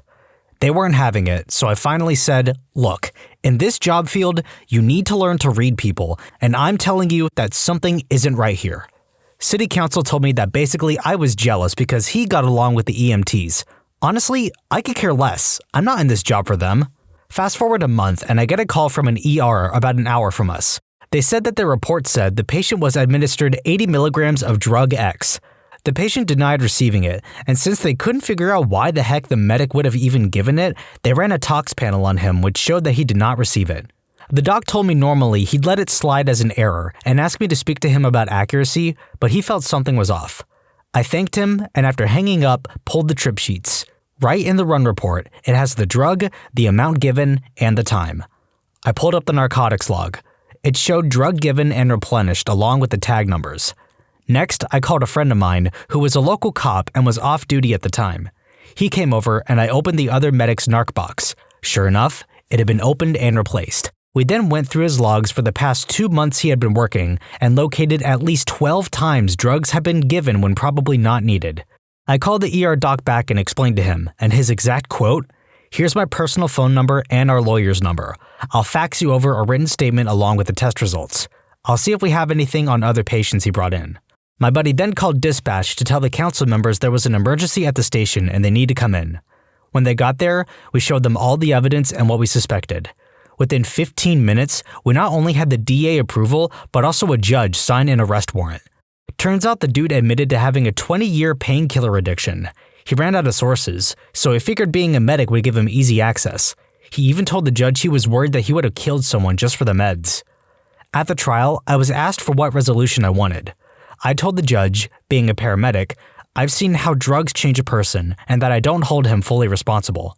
On my recommendation, he got 3 months in a locked drug rehab facility, followed by 6 months of house arrest. 4 years later, the dude is clean and runs a fundraiser to help raise money for the END to provide anonymous Narcan services and drug awareness programs. Today, this guy will be an honored member of my crew. Addiction literally changes people. The end result is I now am solely responsible for hiring the medics, reviewing, and dismissal. I no longer need to justify to counsel why someone was dismissed. This job is one where a gut feeling decides someone's fate. Sometimes our gut instincts are only sort of right. When I was in 7th grade, there was this girl who was really quiet and sort of creepy, and she smelled like crap, literally. She wore these odd dresses that looked like pioneer dresses, homemade, and she was just, well, creepy. No one talked to her. People tried to avoid sitting next to her. We all gossiped about her as being the epitome of creepiness. Then one day, she was gone. Didn't come to class. The next day, it was all over the news. The police had arrested these horrifically abusive parents who were neglecting and abusing their daughter and who had kept their younger son locked in a cage his entire life and never fed him. The younger boy was kept alive by, you guessed it, his older sister. The police were led to the house by neighbors' complaints about the stench.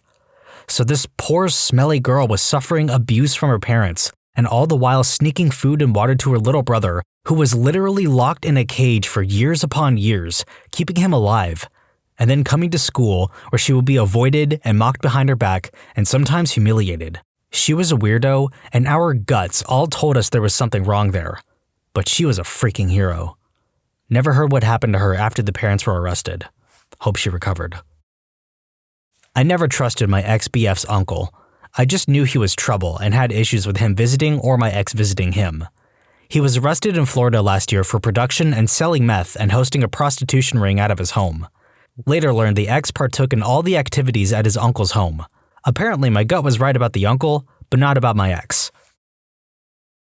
My snake did. I had the sweetest, chillest ball python who never nipped or hissed or reared up or anything. She'd just curl up with you and hang out.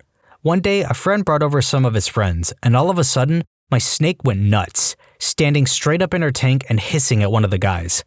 A couple of weeks later, that dude robbed my house while I was out of town. R.I.P. Guinevere, a good snake. Interviewing a guy for a job.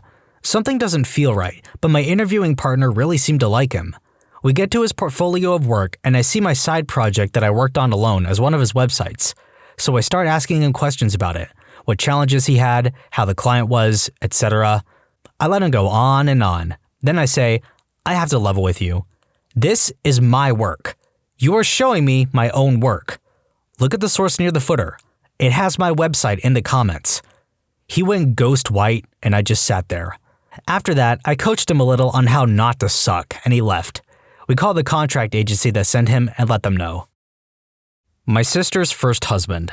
I was 5 when they got married, and I only actually met him a few times in person because they lived on the other side of the country. My family really loved him.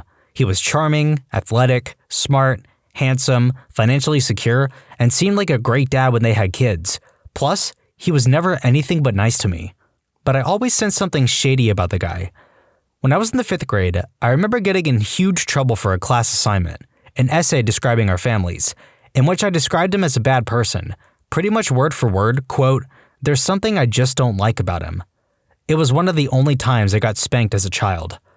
Well, fast forward a couple years, and my parents discovered that he'd been abusive to my sister and the kids almost the whole time. They ended up divorcing, and he has proven to be a complete sociopath ever since. He hadn't paid a dime in child support, despite being well off enough to buy a new luxury sports car every few years, and uses their 2 kids, who are now teenagers who know he's full of crap, to play mind games with my sister, bringing her to court for full custody, knowing he won't win due to his past, just to cause her inconvenience and rack up legal fees for her, just as an example. He also has refused to let the kids fly out to visit our side of the family a few times for no reason whatsoever. He's a jerkwad, a narcissist, a complete sociopath, and somehow, 10-year-old me was able to sense it before anyone else in the family. My mom brought her new boyfriend over the house one time for me to meet him. He weirded me out. I can't tell you why, but I didn't like him. Maybe it's because he was a 35-year-old man who wore visors. Friendly and funny guy who my family liked. A year into their relationship, he beat the crap out of my mom and stole her dog. Probably the closest I've come to an assassination attempt. Edit 1. I didn't go after him as not to implicate my mom. Also, we got our dog back. Edit 2. Yep, he's in jail. My childhood best friend's mother's boyfriend. He creeped me out and I hated being over at her house when he was there. Her family went on a ski trip with mine, and my parents both thought he was great, funny, charming, etc. They didn't understand why I didn't like him. Years later, my best friend told me that he inappropriately abused her starting when she was about 9. I probably was picking up on her fear of him. So my husband has this cousin, Jason, and he loathes them, always has since he was a small child. There are stories about my husband trying to beat Jason when he was 5. It was so bad that as an adult, my husband refused to attend any family gatherings that Jason would be, out of the fear that he would beat the living crap out of him. Nobody could ever figure out why my husband hated his cousin so much. He had never done anything to him. And my husband is the most laid-back and friendly person I've ever met. He genuinely likes everyone, except for this guy. I never understood it myself, never having met Jason. And anytime I would ask my husband about it, he would always say, "I freaking hate that kid. He's not right." Jason was pretty well liked throughout the family, so my husband's position caused him to catch a lot of crap from other family members. I finally got to meet Jason a few years ago at my brother-in-law's wedding, and I saw right off what my husband was talking about. To the casual observer, there was nothing tangible that Jason did that you could put your finger on, but something was off. He would laugh and smile, but the smile didn't go all the way to his eyes. His eyes were just flat and empty. unless he was looking at the girls at the wedding. And when I say girls, I mean children under 10. When he looked at those girls, his eyes lit up with this sick little light. You know how someone who hasn't eaten in a long time looks when they finally get a meal they love set in front of them? That's how Jason's eyes looked when he looked at those little girls, like he was hungry and they were his meal. About 2 years ago, Jason's dad married a woman with 2 young daughters. Jason went off and volunteered to babysit. About a year ago, Jason was arrested and convicted of forcing himself on both of those little girls multiple times. Screw you, Jason. I wish my husband had beat you, you creepy son of a gun. When I played high school football, we had an equipment manager who had been doing the job for decades and was absolutely adored by the community. Guy was in his 70s or 80s. One day, I'm ready for a game early, so I head out to the bus that's taking us. I see him loading stuff up, so I offer to help him load a few things. Once we're all loaded on the bus, he walks to me in the back, because I was a cool kid, and hands me a Hostess cupcake in front of everyone as a thank you. He handed me the cupcake, looked me in the eye, and this sense of dread just falls on me. I have no idea why, and everyone's looking at me, so I act normal. I eat the cupcake, because I was, and still am, fat and will eat any cupcake you hand me, and just kind of write off the feeling. That summer, he was arrested for inappropriately assaulting some 15-year-old girl. I'm pretty sure they thought he did more, but couldn't prove it or something. While in the Army, we moved into a new house in upstate New York. We were being neighborly and talked to a guy across the street. He had 5 kids, no wife. He also had multiple neighborhood kids playing in the yard. He told us we can always send ours over. He gave us both this horrible feeling, so we smiled and got out. About a year later, my wife told me, I was in Kandahar, that his kids were taken from him. He had been touching them at least ever since his wife died.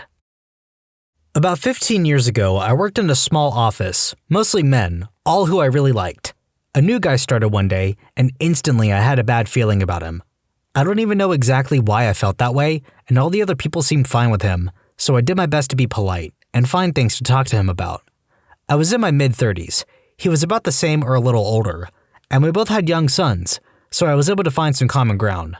Apparently he and his wife didn't live together. She might have been back in his home country, but I could never shake that bad feeling. A year or so later, I had left the company to have my second son, and a friend who had taken my place there called me one morning and said, "Did you read the paper today?" That man had been arrested in another state, apparently having been set up by an FBI sting online, where he had been chatting with who he thought was a 13-year-old girl and was meeting up with her. In the trunk of his car, they found a video camera and rope. I worked as a CNA in a nursing home during/right after high school. We got a new guy that made a lot of mistakes and obviously had some cognitive impairments. I'm not sure what was wrong exactly, but it was obvious that he was mentally slow. Leaving a patient with the feeding tube laying flat, increasing their chance of aspirating food into their lungs, for example. On several occasions, I complained about him to our supervisor and also vented to my coworkers that I just did not feel right about him. Everyone accused me of not having any compassion. They said he was slow, but that he would get it, and I should be more understanding. They all thought that I was being judgmental because of his disability, but it felt like more than that to me. One night, another CNA went to answer a call light and walked in on him forcing himself on an elderly bedridden woman. He didn't even stop, just held eye contact with the coworker until he was finished. This all happened over 15 years ago. He went to jail obviously, but I saw him in Walmart last summer, so he is out now. I sure hope he is never able to work in a position to take advantage of vulnerable people ever again. Yes, but I suppressed it so quickly and fast because I felt like it was horribly ungracious since she was being so friendly. Over the next couple years, she became my closest friend in the new town I had moved to. Then the following couple years, it vacillated between being close but just feeling like she really didn't want me around or was messing with me a little bit. Turns out she was having an affair with my husband and was literally intentionally driving me crazy. There was a man that would walk around my neighborhood with samurai swords on his back. He also had a golden retriever that would follow him everywhere. As children, we were always intrigued by the swords and obviously wanted to pet his dog as well. He would never let us and yelled at us if we got too close. I'm at Chevron getting some gas and 20 cop cars surround a man by the dumpster. Turns out, this guy had just killed a woman in the woods of North Carolina, chopped her into pieces, presumably with the samurai swords, and was dumping the bloody clothes in said dumpster. His name was Gary Michael Hilton, and he's presumed to be the killer involved with numerous other backwoods murders throughout the Southeast. This one's going to be a long story, and is going to involve a lot of non-consensual content, but it will be the last story. My stepfather. He's my mom's third husband. Mom met him at a bar, a country bar she used to go dancing at, and saw him there for a while before deciding to introduce him to her kids. He took us all out to dinner that night, and we had a relatively good time. Then we all went back to the house. We weren't home long before I heard him and my mom giggling in the hallway, and suddenly I just felt sick. I was about 12 at the time, by the way. I'm not sure what it was, but suddenly I just hated this guy. My mom asked what was wrong, and I just said I didn't feel good and went to my room. Imagine the surprise of all of us kids when we woke up to see that this guy was still there. He moved in that very night. I tried to make the best of a bad situation, though I avoided him for some time. No more than a week later, he offers to brush my hair for me. We're all in the living room watching TV. I'm hesitant at first, but my mom encourages me. Apparently he had sisters and knew how to brush girls' hair. I kept my hair about waist length back then, and it was a pain to get the knots out, so I caved and let him brush my hair. He just brushed it, no big deal. So when he offered other times, I let him. Then one day, he offered while no one was there. Because my hair was so long, why don't I sit up on the edge of the chair in front of him? Oh, hey, would you like a back rub? I rub your mom's back all the time. I should mention this wasn't my first interaction with a perv, and I actually was very bothered just by being that close to someone. I hated being touched back then, but because everyone obviously liked this guy, I told myself I shouldn't cause any problems. Next thing I know, he says, "Can I rub down a little further? In front?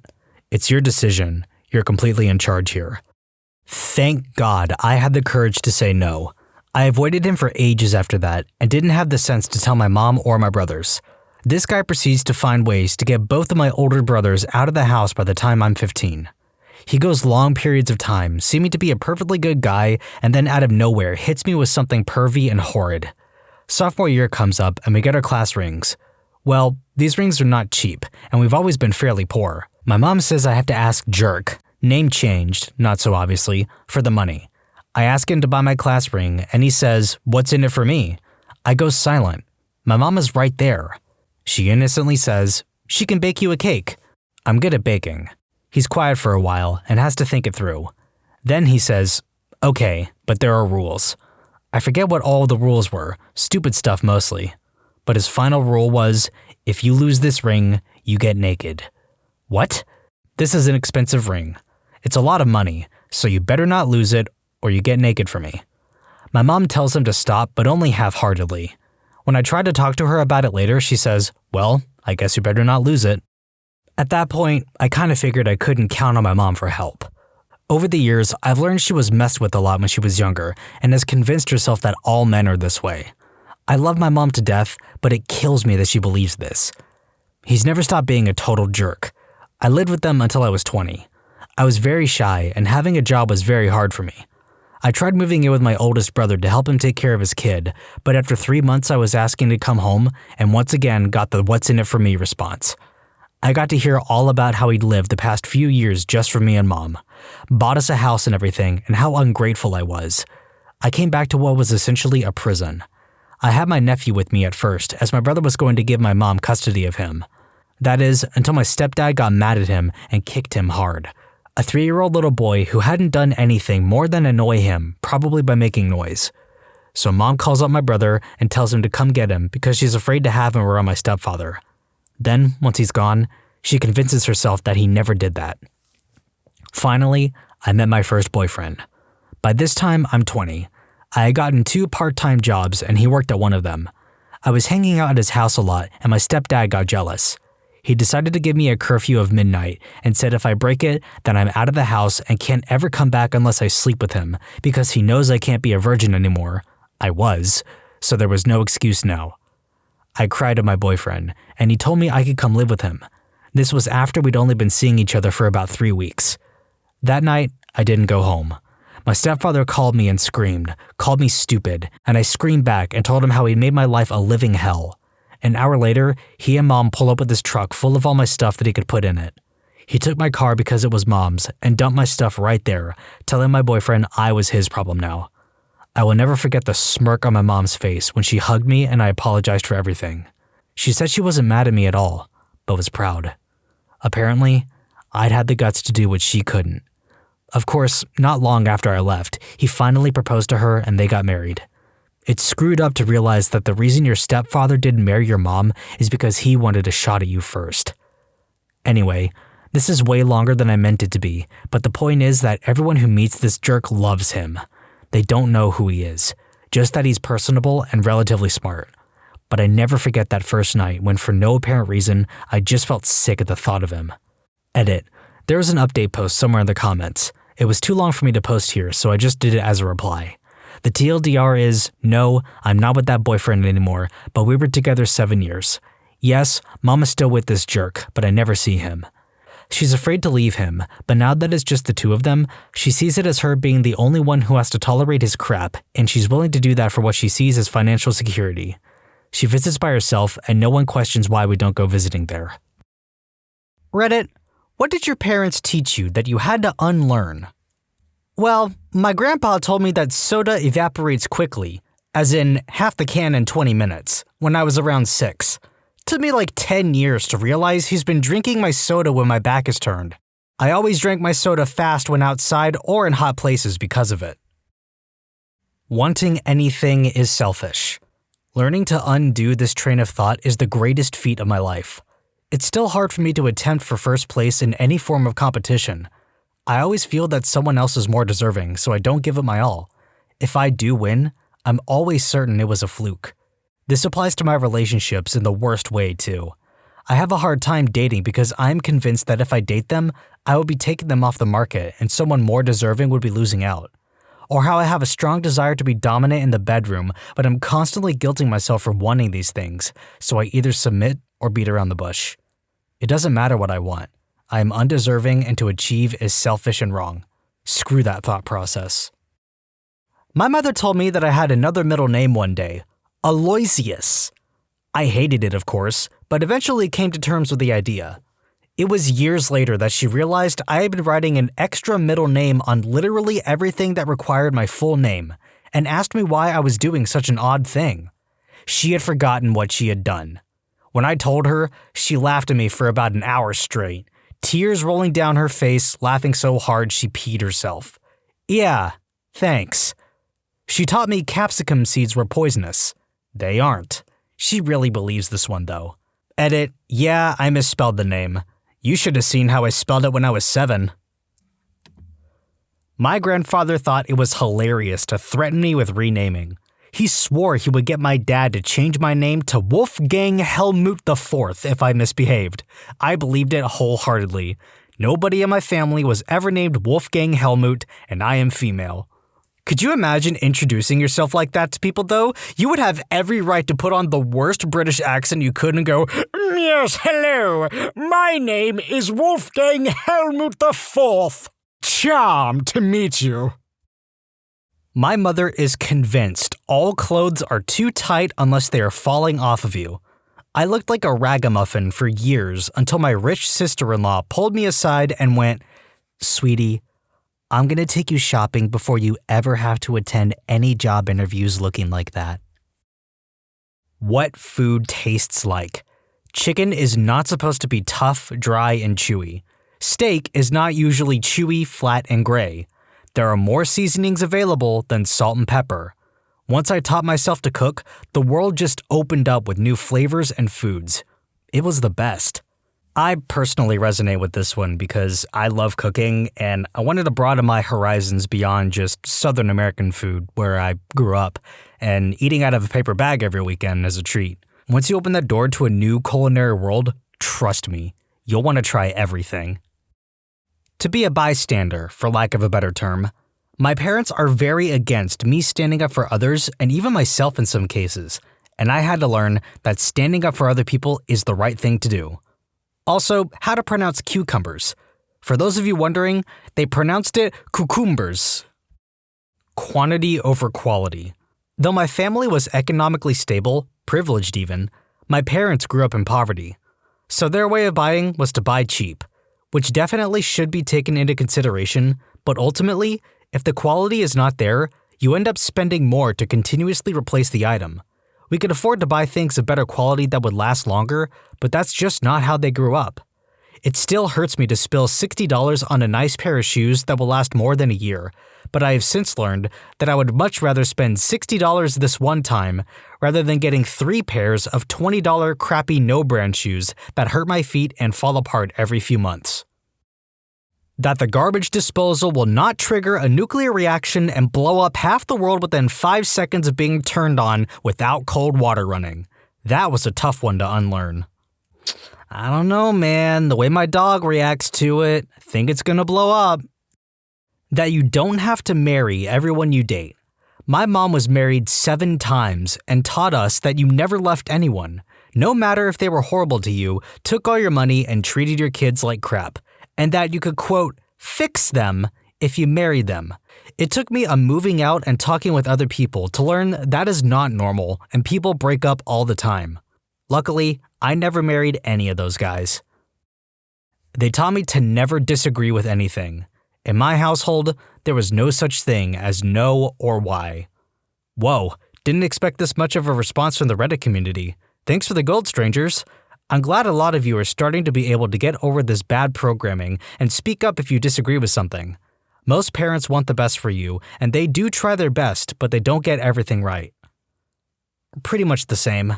My dad was abusive, and we all sort of just agreed with everything, because disagreeing or questioning anything led to yelling and throwing things and tantrums that lasted days. I grew up learning that the safest way to live was entirely unnoticed. So it took forever, even after I was an adult, for me to speak up, make my own choices, or do things I actually wanted to do. I still struggle with it a lot. That you should never do anything for others because nobody will do anything for you. I understand because my mom came from a very rough household growing up, but it was frustrating whenever she found out I bought lunch for my friends or gave someone a ride. It would always be the, nobody will look out for you, why do the same? That anger doesn't have to be the default reaction to anything you don't like. Someone has a different opinion, they're telling you you're wrong and stupid and you should be ticked. Someone makes an offhand comment that struck you the wrong way, they're jerks, you should be angry. Anything, anytime, anywhere happened that you didn't like for any reason, be angry. No thanks. It makes for a crappy life. Edit. Wow, you guys. I'm glad that this is something positive for everyone, and a lot of people have asked how to do this, for themselves or others. So instead of trying to reply to everyone, I'll give the short-ish answer here. First, realize that being angry at everything is going to make life pretty horrible. Then, it's just reminding yourself every time you have that gut reaction to ask yourself if it's worth it or not. 9 times out of 10, it's not. If it's situational, try and make the best of it as best you can, depending on the situation, obviously. If it's personal, try to see the other person's perspective. If they're just being a jerk, think of something you're going to enjoy doing later, smile, and wish them a great screw-off while you go about your day, because jerks aren't worth your emotional effort of being angry.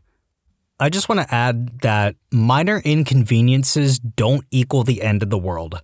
My mom does this thing where if eggs or whatever at the grocery store are really high due to inflation or high demand, she makes a big deal out of it and complains the whole time we're shopping. Like, I get it, stuff is expensive, but you're already buying 20 other things. You can wait on the eggs, Mom.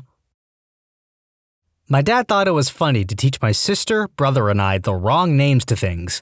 Sister confuses plates and bowls, brother confuses forks and spoons, I get confused with beetroot and capsicum. I get it right. Most of the time now. My mom is obsessively clean. It took me a couple years into my marriage to stop cleaning to her standards. I'm not a dirty person, but I don't have a fit about a little dust on the baseboards. She should see my carpet right now. I've been sewing. There are scraps and threads all over. She'd twitch. Cooking chicken. Until college, I thought that chicken was supposed to be dry. I hated it. My buddy cooked me chicken parmesan, and it was the best chicken I ever had. Turkey for me. I felt like a traitor to my family when I had Thanksgiving dinner with friends, and the turkey was better than I can ever remember my mom making, and she prides herself on her cooking. She was outdone by a guy a third of her age who was probably drunk for most of the cooking. I felt even more guilty taking my kids, both teenagers, there next time. We still do family Thanksgiving, but the three of us feel a little guilty about having more fun with 20 to 30 people crammed into a tiny apartment, most of them drinking and playing Cards Against Humanity and eating off of paper plates, than we do at a nice quiet table following all the traditions we followed forever. This is another one that hit home for me. When I was in college, I really started coming out of my shell as a human being and realizing that you can make friends and talk to them outside of class. It's because I'd always been pretty terminally online, so I wasn't really good at making friends. So having the chance to hang out with them, make and eat food with them, and play dumb party games with them, it was like I had found a new family. I like to reference the full quote, because people know this as blood is thicker than water, but it's actually blood of the covenant is thicker than water of the womb. Not to diss on anybody who's really close with their family, but sometimes having friends is your family. 10 out of 10 would recommend having friends. That just because someone is older than me doesn't mean that they know more than me. Yes, it's true that I don't have as much experience or knowledge about things in the world, but it is possible for me to know something that someone who is older than me doesn't know. My dad always used the "I'm older/wiser/more experienced" line if I said something, a fact or piece of information that he didn't agree with or think was true. It made me feel a little insecure about what I know and if what I know is right or not. My mom taught me that I had to respect my elders, even if they were possibly wrong because they were older and wiser. My dad, on the other hand, sat me down one day and said, "Son, people are stupid. Just because they are older doesn't mean they know crap from apple butter. I don't care how old they are. If they don't know their butt from a hole in the ground, it's okay to call them dumb. You're going to run into people who are smarter than you, but you're also going to run into people who will make you wonder just how in the world they managed to not drown themselves while taking a pee in the morning. You can know a lot, or you can know a little. A smart man knows that he doesn't know everything. He also knows the value of common sense." That I'm not done eating until the plate is clear. I think my parents had a really good system for this. When each of us kids reached an appropriate age, we were to serve ourselves and had to clear our plates. We quickly learned how to portion meals appropriate to our individual sizes and appetites. All things political. My mother's side of the family is a constant cycle of choosing the opposite side of the political spectrum to spite one's parents, not for any actual political reasons. That I'm responsible for everyone else's feelings. My parents are narcissists, and if they were ever in a bad mood, it was because of something I did. I've spent my whole life managing their emotions, learning what sets them off, learning the subtle triggers, making sure you don't ever step out of line or say something that they might misinterpret or take too personally. And not just with them. I had to do that with everyone so that I will be a, quote, good kid and not make other people angry, because being a, quote, bad kid would reflect very poorly on them, and we can't have that. I now know that other people's emotions aren't my freaking problem, but I still feel responsible for my parents. It's tough. Korean fan death. For those who don't know about this, Korean people believe that if you sleep with the fan on with all windows and door closed, you will die. Still can't convince my parents that this is a myth. So I would be super dead? I've slept with the fan on since I got hamsters 8 years ago. They are long gone and I haven't gone back. I can't sleep in total silence now. Edit. My most upvoted comment by far. And to answer why, it was because those little jerks had a squeaky wheel that they only used at night, on top of general rustling.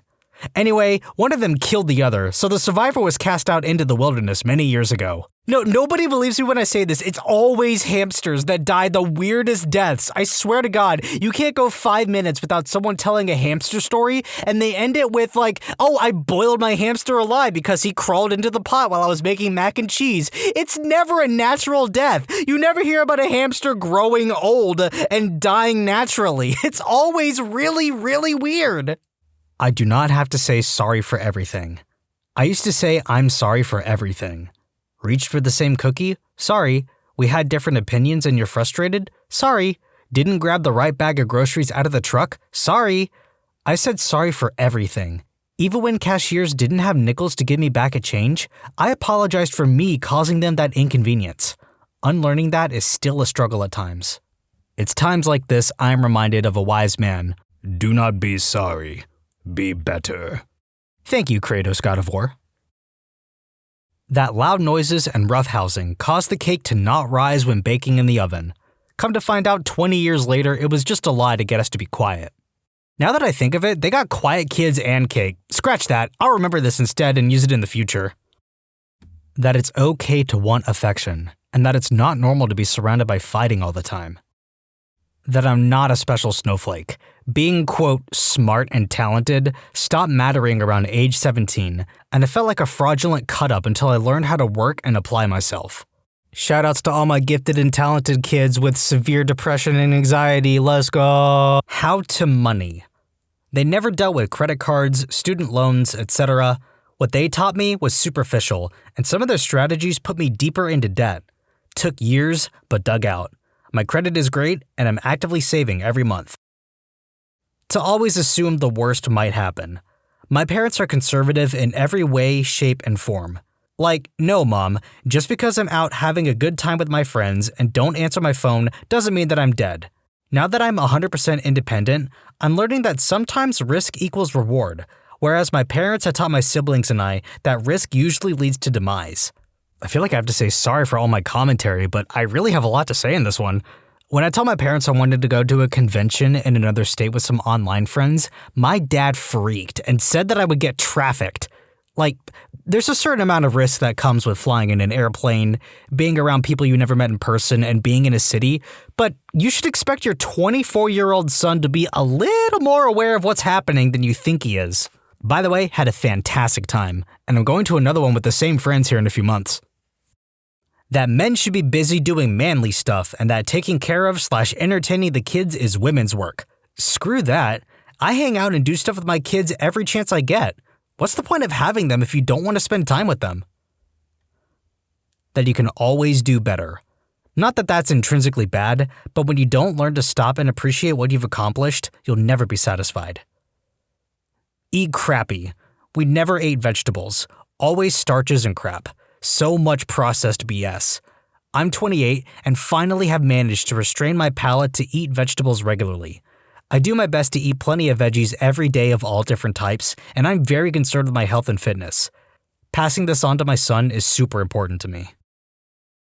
All the time she called me a spoiled brat when I cried because we were eating ramen every night and I had no clothes to wear to school and problems with my lungs because the crappy house we were in had black mold, but we could somehow magically afford $60 to $80 of liquor for her boyfriend every week. That's some crap I am still unlearning. The bit I'm unlearning is that it's okay to voice your unhappiness. You are not spoiled for wanting decent living conditions. It's okay to accept gifts / help from other people. It does not make you a bad person and does not mean you are using them. Not accepting that my daughter is truly sorry for what she's done until she cries. When we were kids, if my sister or I broke the rules, we would get the wrath of dad come down on us. Anything besides ending up crying was disrespect or not taking the telling off seriously. My dad is from the Pacific Islands. Not that this in any way excuses him, but it's what he was taught. Children are disrespectful, parents are there to put a stop to it. I've caught myself early on, and I'm learning to turn myself around. Anger management, parenting courses. But I can hear my dad coming through sometimes, and it frightens me. I'm trying to stop the cycle. I can feel the irrational anger starting to come out if I'm telling our girl off and she just dismisses me. But I make it a point to be the adult in the situation and remember that it's her age and that she's learning. Side note, he's since changed a lot and is a fantastic and doting grandfather. I just don't want to carry on traits that I grew up with from his earlier years. When someone annoys you, cut them out of your life, permanently. Don't do this. Like, obviously, this is on a post where you're meant to unlearn what you've been told. In a real-life scenario, it's worth working out what annoys you most of the time. Because most people are going to know how to apologize and not do that annoying thing again. You just got to be simple and upfront without bashing them. But if you're online and somebody is bothering you, the block button is right there, especially if they're talking to you about some BS that you don't care about and they've just messaged you on Twitter for the first time. Okay, when I was a toddler, my dad used to play this game with this rhyme, where he'd recite 4-acre, eye blinker, nose stopper, chin bopper. Poked my forehead, the spot between my eyes, the tip of my nose, and then my chin. And then like a year or so later, my mom and I were in the car and I said something like, "Mom, my 4-acre hurts." And she looked at me and I was like, "Honey, that's your forehead." I looked back at her like she was insane and argued with her. No, it's my 4-acre. And she had to answer me back, no, sweetie, it's your forehead, really. And I argued the point with her for half a minute before I realized that all this time I had been convinced that my forehead was actually called my 4-acre.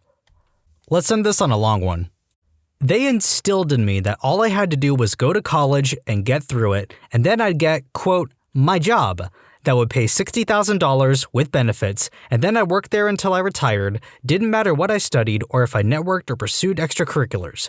Just finish school and you get your job. When that didn't work, put in more applications. I graduated in 2008 when there was no economy, with a useless degree and no extracurriculars or internships, and a GPA that was too crappy to even consider grad school. I've spent the last 8 years figuring out that this is now a hustler's economy, and you don't make money by applying to places and sending out your resume unless you're looking for a $9 an hour job at a sandwich shop.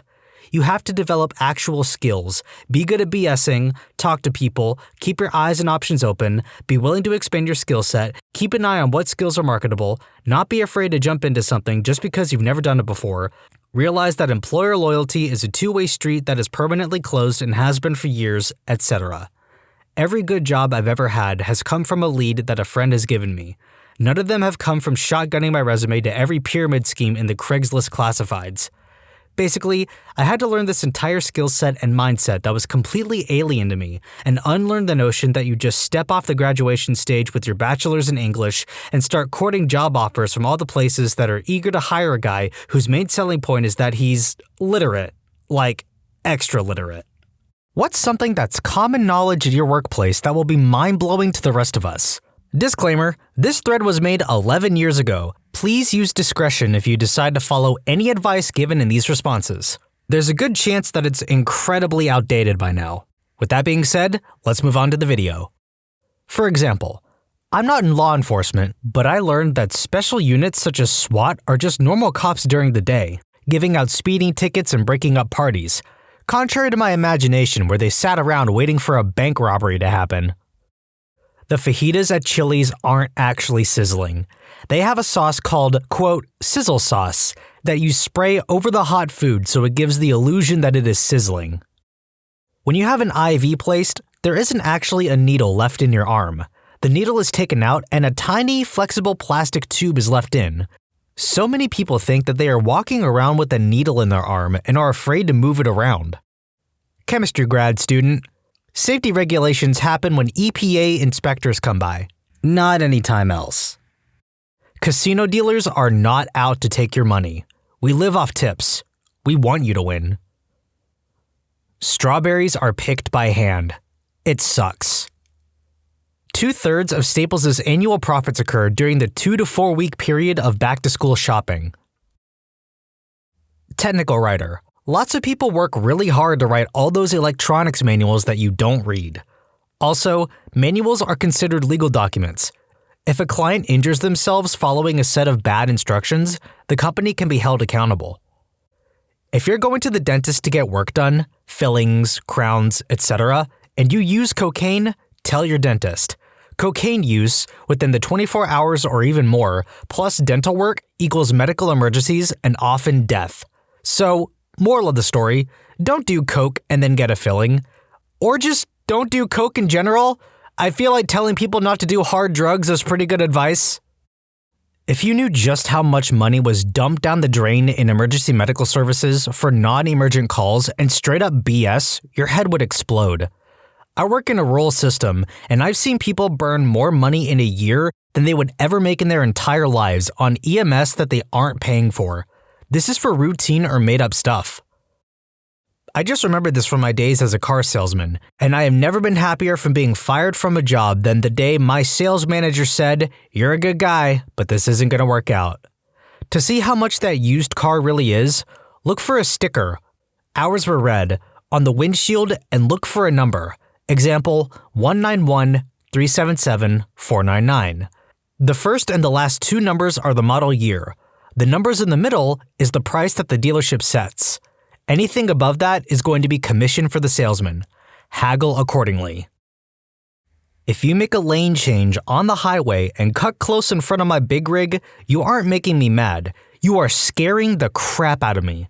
Because if you blow a tire or if anything else causes you to sharply lose speed at that moment, I will roll over you like a 40-ton avalanche and they will have to wash you and your children out of the wreckage with a hose. I work as a barista during the school year. One thing that a lot of our customers don't seem to know is that the dark roast coffee actually has the lowest amount of caffeine on the roast spectrum. So many night shift workers will come in right before we close and ask for the darkest roast we have because they need to stay up all night. We always correct them and assure them that our lightest roast has the most caffeine. I think people assume that dark roast has more because it has a stronger coffee taste. So they think that a stronger coffee taste equals more beans used to make it equals more caffeine. Not quite. We used 80 grams of beans, no matter the roast, to make around 2.3 liters of coffee. At the shop where I worked, I'm sure this is the same for many other coffee shops as well, dark roast coffee and light roast coffee are made from the same beans. Dark roast coffee, as the name implies, is roasted the longest. The beans get that bitter and burnt taste, but more caffeine is burned off in the process. Since light roast is not processed for as long, more caffeine actually stays in the coffee beans. TLDR, if you need to stay up all night, light roast coffee has the most caffeine. Geneticist here. It is estimated that about 10% of children in genetic studies are, quote, non-paternities, meaning 10% of the kids in the studies don't have the same biological father as we are told they have. Edit, wanted to clarify some things. This could happen when children aren't informed a sperm donor was used, the children didn't know they were adopted, or some other mix-up. The 10% comes from genetic disease studies, not just paternity testing. The 10% figure is often quoted in scientific articles, but some studies have been published which suggest the 10% figure is an overestimate. While it is not possible with current technology to revive large organisms that have been cryogenically frozen, it is entirely possible to revive cells that have been cryopreserved. It gets cooler. We can store cells in a deep freeze state about -200 Celsius and bring them back years later. The cells will thaw, grow, reproduce, and continue on their respective merry ways as if nothing out of the ordinary ever happened. Edit, woke up to a bunch of replies, so I'll clarify some of the top questions. Number 1. Why don't the cells burst? We use a cryoprotectant before we freeze down the cells. This prevents the water in the cells from crystallizing when it freezes. We stick the cells in special vials and put the vials in this temperature-regulating chamber that looks something like a large revolver chamber. This slows the freezing process to an acceptable rate. Once the cells reach -80 degrees Celsius, they are taken out of the regulating chamber and transferred to -200 degrees Celsius. Number 2. What's preventing you from scaling this up to animals? Or humans? Let me preface this answer with the disclaimer. I am not a cryogenicist. Part of my job involves storing cell lines in cryogenic states. That being said, the biggest obstacle to overcome if we were to revive frozen people would be the brain. Cells don't have brains. Cells don't even have organs. You may argue from high school biology that they have organelles, but that's not the same thing. Cells are essentially macromolecular machines. You can leave your car sitting in the driveway unattended for a couple years, and it will still run when you come back. Might need a jump or an oil change, but the analogy holds. Number 3. What cells are we talking about here? Malignant ones. Various assortments of cancer cell lines. They tend to grow a bit faster than their non-malignant counterparts, and, quote, recover from freezing faster. But both malignant and non-malignant cells will recover and grow after freezing. The throttle of go-karts is located just above the motor and can make your cart anywhere from 5 to 10 miles per hour faster. I've worked at multiple retirement homes. The senior citizen residents hook up with each other quite frequently. I work with children.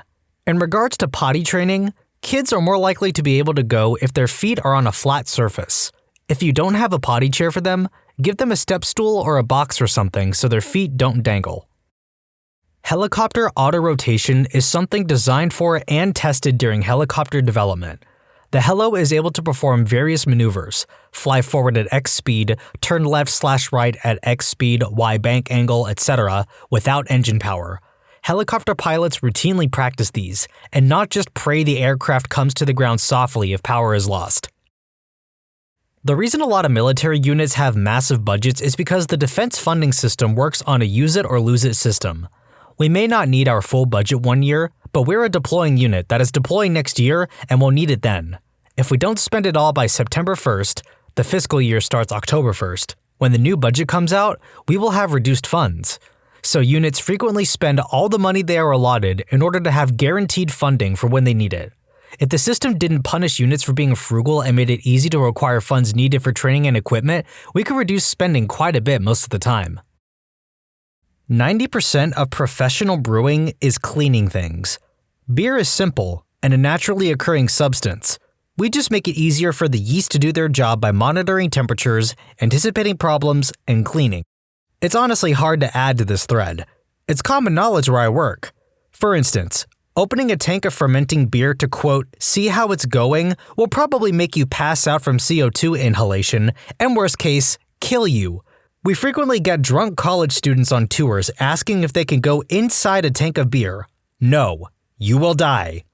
Also, we don't spend all day drinking beer and looking at samples. Mostly, it's lifting heavy stuff, cleaning, getting dirty, moving heavy stuff, and did I mention cleaning? Content warning, animal death. From working at a kennel, a lot of places only have a few sizes for coffins should you want the kennel to bury your deceased pet for you. If your pet is too big to fit one, he/she will be made to fit in it. Working at a few vets, I have no idea how common knowledge this is, but I had no idea until I worked there. But if you see an injured animal on the side of the road that isn't yours, you can bring it into most places and they will treat the animal at no cost to you. If the animal dies, it will also be buried at no cost to you. Good Samaritan laws or something like that. If your animal has gotten into illegal drugs, just tell us. We don't care. Our business is treating your animal appropriately as fast as possible. Just freaking tell us. It will save you money in the long run since we don't need to go through so many wild diagnostic measures, and your poor balls-tripping pet can get its system cleared before anything too bad happens. If your cat is in for treatment and bites one of us and has not had or is overdue for its rabies vaccine, the animal will be contained after the bite, and if it shows symptoms, it will then be euthanized and put down. This is purely personal, but if your pet is at a certain elderly age, 12 plus, and having major issues, please just consider euthanization. The amount of money you'll spend on the insane amount of treatments to keep your pet alive for another few months is not worth it. And the amount of suffering the animal endures from all the treatments is also not worth it. So many animals come in that would really be better off going peacefully into the bright light, but owners just can't let go. It's frustrating to watch. Most private colleges, especially those with high endowments and a considerable amount of prestige, will send a list of each year's applicants to their communications/development office. They'll research the kids and their families and give them a rating based on the potential the kid has to add to the endowment, basically an assessment of family wealth/potential. This is used more to distinguish between the multitude of wealthy kids who apply to such colleges. If you're poor, most schools will see that as added diversity and will help your chances at acceptance. I worked in a cardboard factory for a while, taking huge rolls of paper and gluing/baking them into cardboard sheets, boxes, etc. That warm, delicious smell that comes from your closed takeaway pizza as you drive home, it's mostly not the pizza. It's the sugar, starch, and animal fat in the cardboard and glue. The cardboard factory smelled exactly like takeaway pizza. Former prison guard here. Most inmates do not have access to weights more than 2 to 4 times per month, and only if they've earned it with good behavior. The going rate for cigarettes on the prison black market is $100 a box. If you are willing to go a few years without any friends, and you have about $100 a month of expendable income, depending on your crime, you can go your entire sentence without being in a fight or joining a gang. Non-consensual penetration happens in prison, but it isn't nearly as common as it was 30 years ago. Inmates have an anonymous hotline they can call if they want to report, and now there are cameras almost everywhere except for cells. That's where most penetration happens, and there's not a lot prison guards can do to stop it. 95% of what you see in prison TV shows or movies is creative thinking. Your first day in prison, I do not recommend picking a fight with the biggest, toughest looking guy in prison, or fighting with the first person who's a jerk to you. It won't make you look tough. More likely, you'll just go to seg for a few weeks before getting kicked out into a new unit, where you'll have to do it all over again. Instead, find out who is in charge of your race. If you're white, it'll probably be Aryan Brotherhood or Peckerwood. Then either join up or ask how much it costs to be protected. This is called paying rent. You won't make any friends paying rent, so plan on reading a lot. If you don't have the money or the desire to be extorted, you can join the gang. I wouldn't recommend this unless you're going to be down for a long time. You'll start out on the bottom of the prison gang hierarchy. After initial training period of working out, you'll be asked to do hits on enemies of the gang. The shot callers will tell you who and when you'll be attacking, and you'll be expected to follow through. The problem with this is that you'll likely be given additional time on your sentence, so if your goal is to get out of prison, this isn't the recommended route. Plus, you'll be required to get gang tattoos, which will make it difficult to live normally after prison, and are often accompanied with hepatitis C, HIV, and tuberculosis. It depends on the state, but guards in the towers are carrying weapons with live ammunition. Prison guards tend to be rednecks with fairly good aim. If you're going to kick someone's butt, don't do it in the yard. If you are perceived by a tower guard as putting someone in a position of substantial bodily harm or risk of life, you will be killed. Perimeter towers are also armed with live ammunition.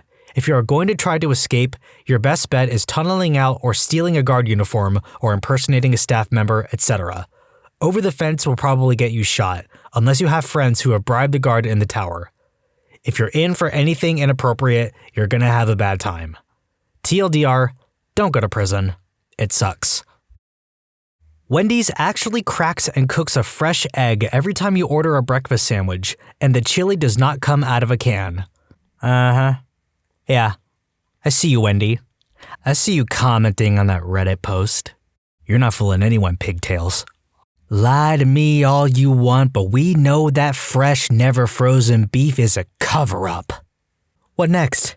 You gonna tell us you raise chickens in the back? You have a garden where all your vegetables come from? Does Wendy herself slaughter the cow? I've got my eye on you, pigtails. This war ain't over. And now it's time for the men of Reddit to leave the room because this might make you cross your legs. When a urinary catheter is placed, a tiny balloon is then filled inside the bladder so the catheter stays in place and doesn't, quote, slip out. If a catheter is pulled out before the balloon is deflated, it shreds the urethra and is a bloody mess. Don't ever pull out your catheter. Ever. Update, another fun fact about catheters. For men, it is best for them to be hard. It makes placing the catheter a lot easier. So if a nurse has ever said thank you while placing a catheter in your semi-erect dingling, you know why. Failing a student is absolute agony for most professors. We will often look for any loophole we can find to let you pass the class, because frankly, having to tell you that you're failing is one of the worst things we will have to do for our job all year. We think about you when we turn in our grades, and we torture ourselves about it afterward. Unless your professor is truly a jerkwad, when you fail a class, you have legitimately failed that class. P.S. Grading papers takes a really long time. Coca-Cola employee here. Fun fact, that crisp, sharp smell that Coca-Cola and Diet Coke give off, strictly phosphoric acid. When I worked at AMC, we don't clean the theaters after every movie. We just sweep the popcorn under the seats, try to pick up all the big trash, and put all the armrests down. Cinemark is much more demanding. Every kernel of popcorn must be eliminated. I worked at an optometrist's office for about 2 years and sold glasses. We sold more high-end stuff, but had basically everything. What some people don't realize is that if your prescription is really strong, you should shell out the extra money for the better lens material and maybe for that anti-reflective coating. It will make a huge difference in clarity, especially if you drive at night. If you have a really low prescription, screw it, get the cheap lenses, you won't notice. Also, if you wear contacts, freaking give your eyes a break every now and then. If you wear them from the moment you wake up until right before you go to bed, your eyesight will get way worse way faster. You risk serious infection, and you're kind of suffocating your eyes. Even if you have the kind that you can wear for 30 days straight, you sure as heck better have at least one pair of crappy glasses you can wear if you ever tear a lens into your eye or lose/run out of contacts. Healthcare worker. If we have to phone a patient at home and someone else answers, we are not allowed to identify where we are calling from or why. So, say we need to ring John Q. Citizen and his wife answers. Then we can only say, "May I speak to John Citizen, please?" Wife will ask who it is. Our name. Wife will ask, "Where are you from?" Or, "Why do you need to speak to John?" "I can't discuss that with you. Could you please put John on the phone?" Etc., etc. It causes so many issues. We would love to just say I'm calling about his blood test, but we are legally not allowed to do so. I'm not being obstructionist or rude. Please just suck it up and pass the phone over. When you visit a single page of Amazon.com, or pretty much any large-scale website, no less than 30 computers put the page together. We're talking servers that have sub-millisecond round-trip times between nodes.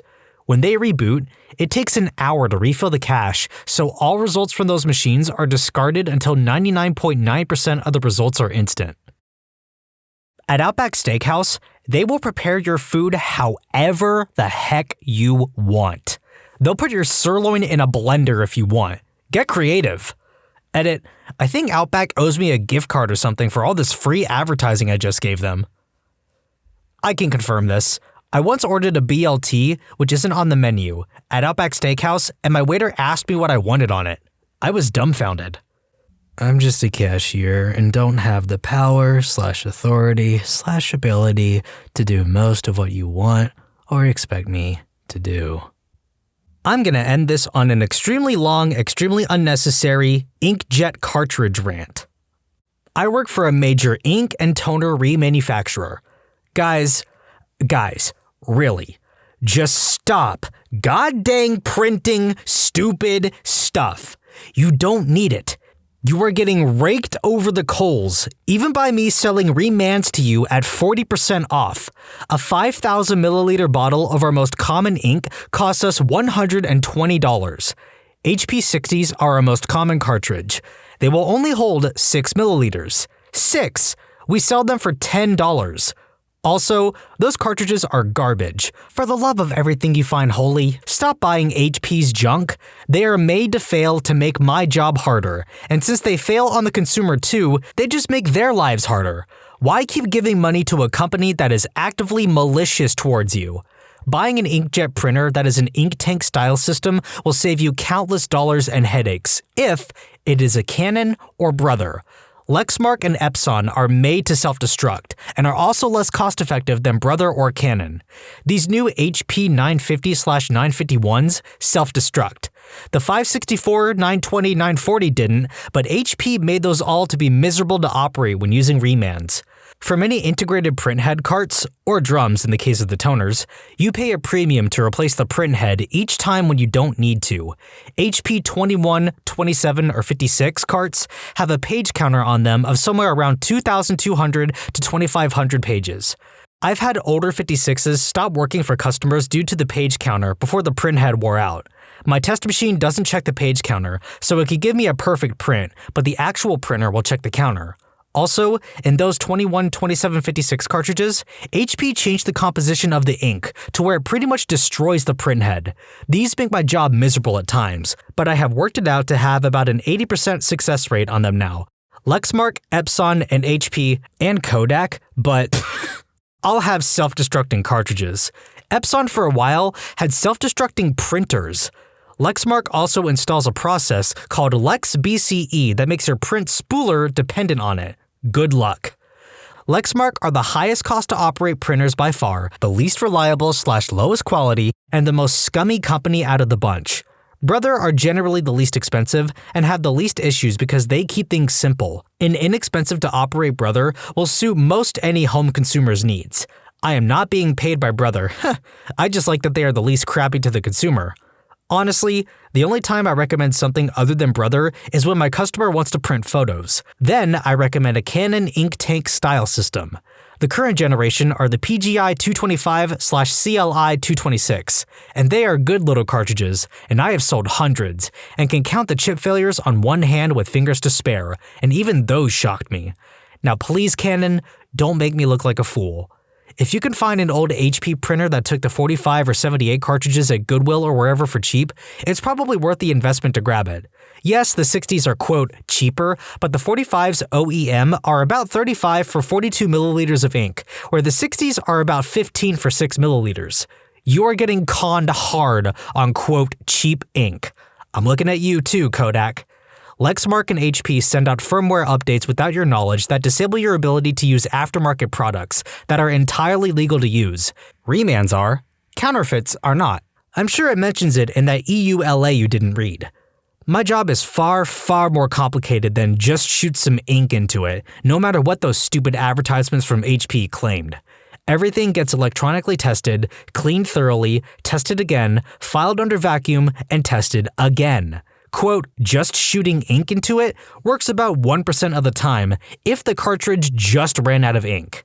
When I tell you I need your empties back to keep up my stock, I mean it. I'm not trying to screw you out of your little Office Max rewards. I need your empties back to do my freaking job.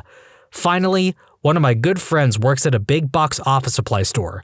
Stop grousing to these people about the cost of ink. There was almost no markup on it whatsoever at the retail level. If you're paying $40 for a stinking 12 milliliter Lexmark 16 at Staples, Staples probably spent $39 on it. Some of this, while mundane to me now, elicits a response from my customers, so hopefully it fits into the discussion. TLDR, I know way too freaking much about inkjet cartridges. What is the worst second-hand embarrassment you've had to suffer through?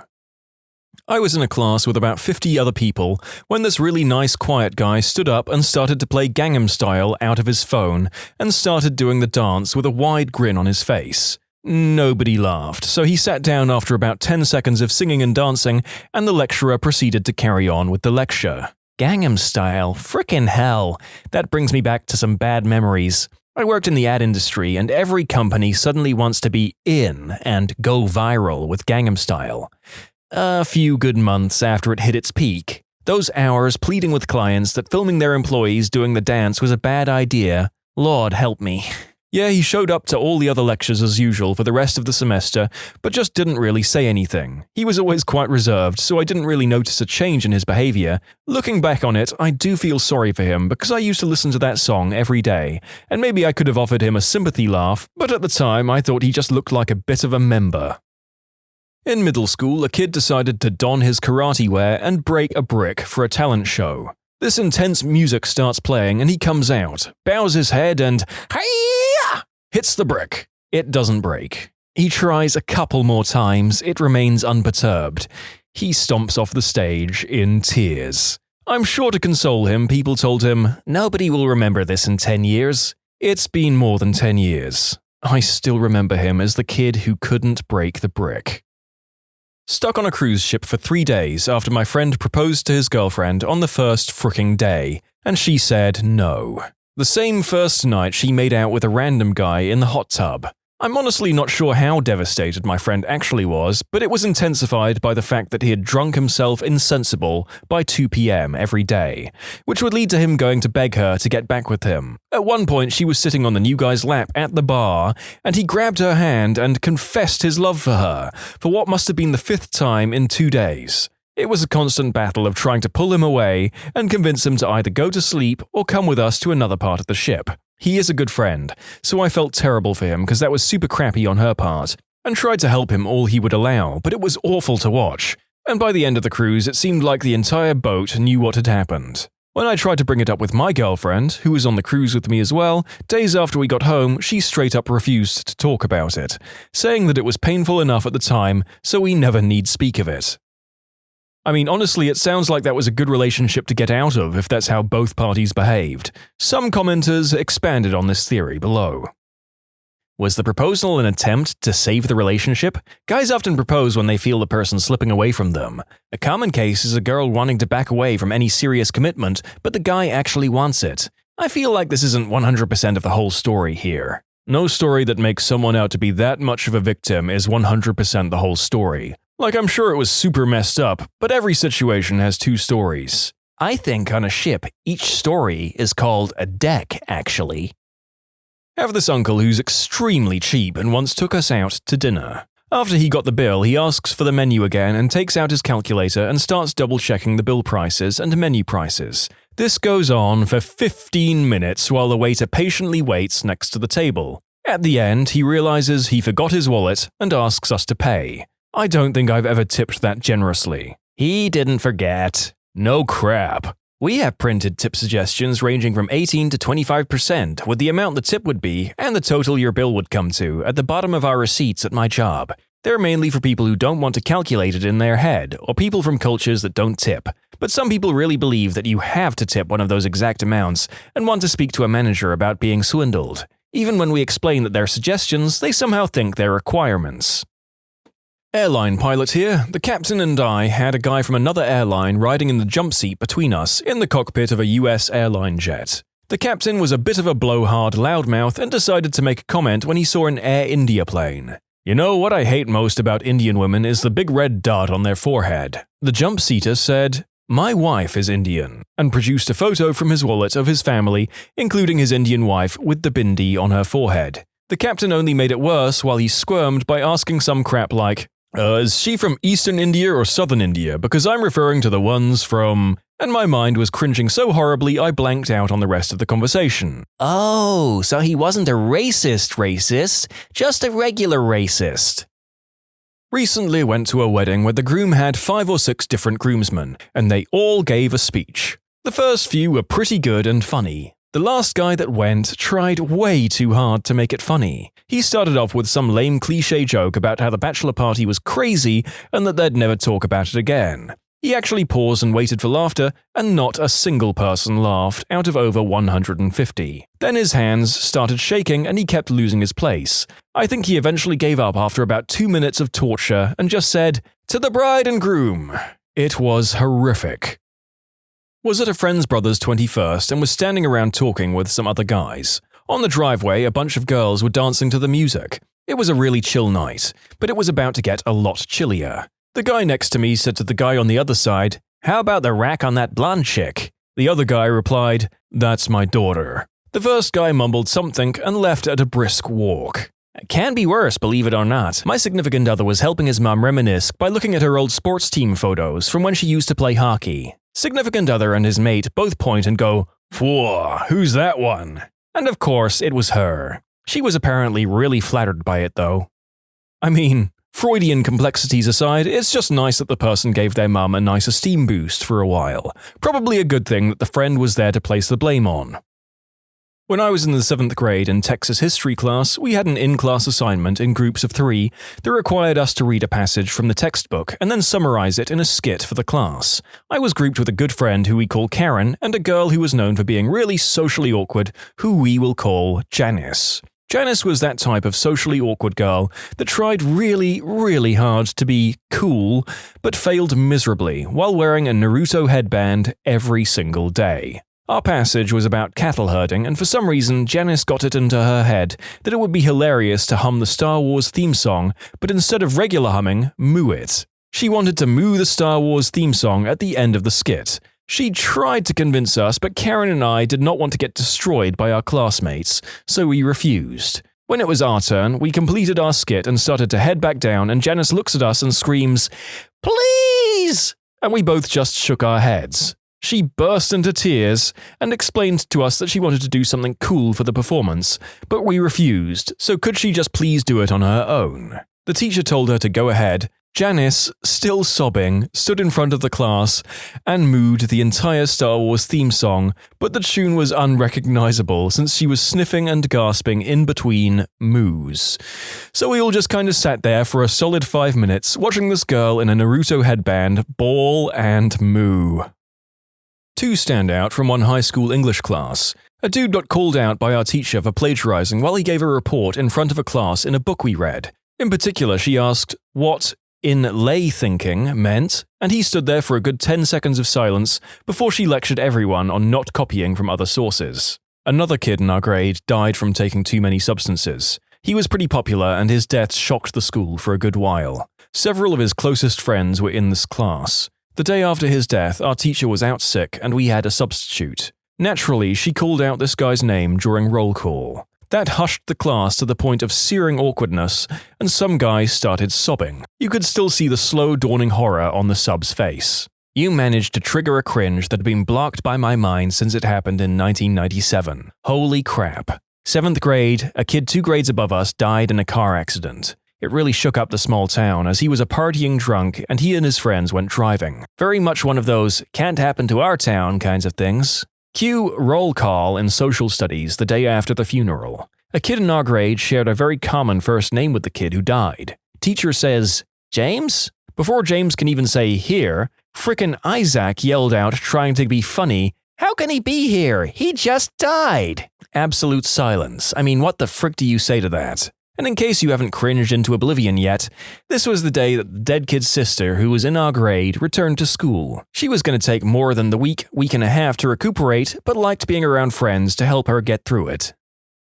My sister was on a first date with some guy she met online, and was nervous, so she had my significant other and I meet up with them. The guy was super braggy about being able to speak German, not knowing that my significant other was raised there and speaks it fluently. So my significant other tries to start a conversation with him in German. The guy apparently only spoke a few words of German and left embarrassed and without any chance of a second date. My significant other still feels a little guilty about it. Ich bin ein zwanghafter Lügner.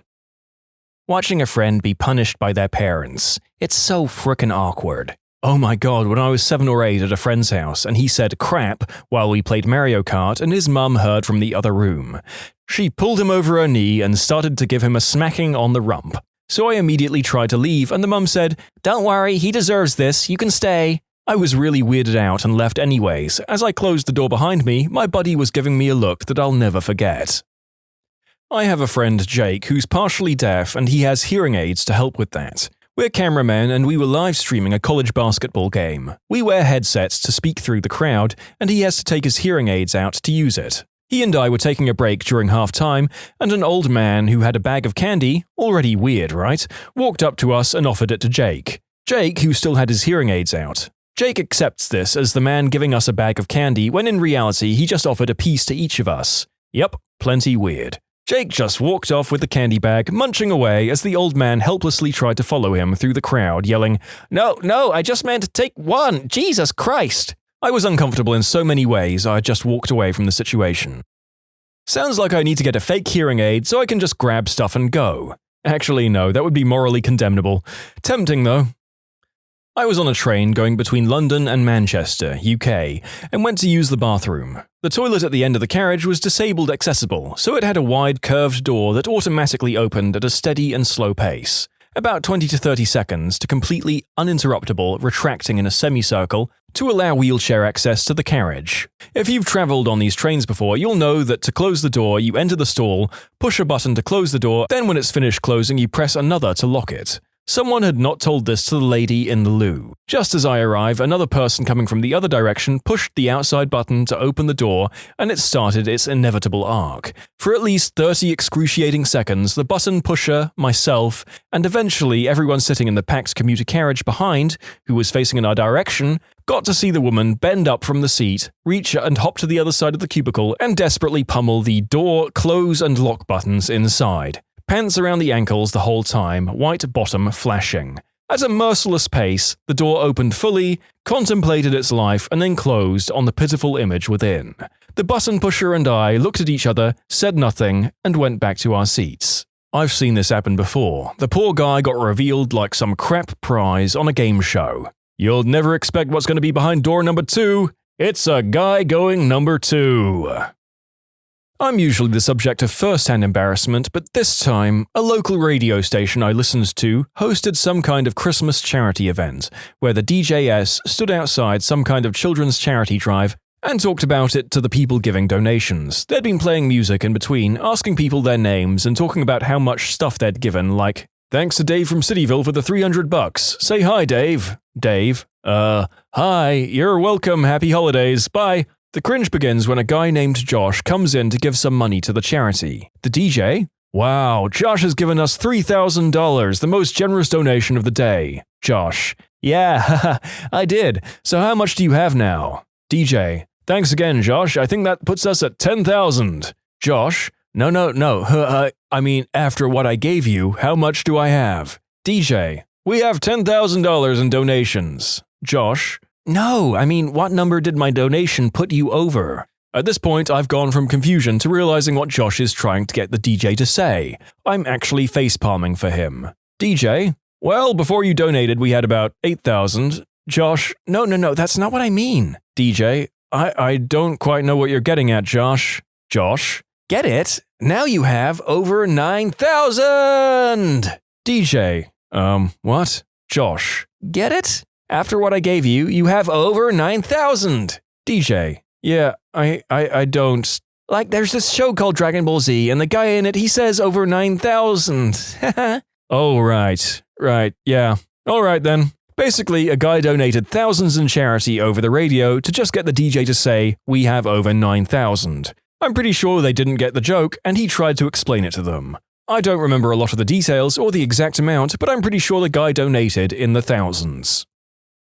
Government class senior year. Teacher makes a comment about how we should stay off our phones in class and be careful about the things we send out. Proceeds to pull up a classmate's tweet that says something along the lines of, "This teacher is so dumb, this class freaking sucks." She was on her phone, so she didn't see it pulled up immediately. When the whole class fell silent, she finally looked up and turned bright red. The teacher kind of chuckled and continued on with the lessons. To be fair, that teacher had amazing timing.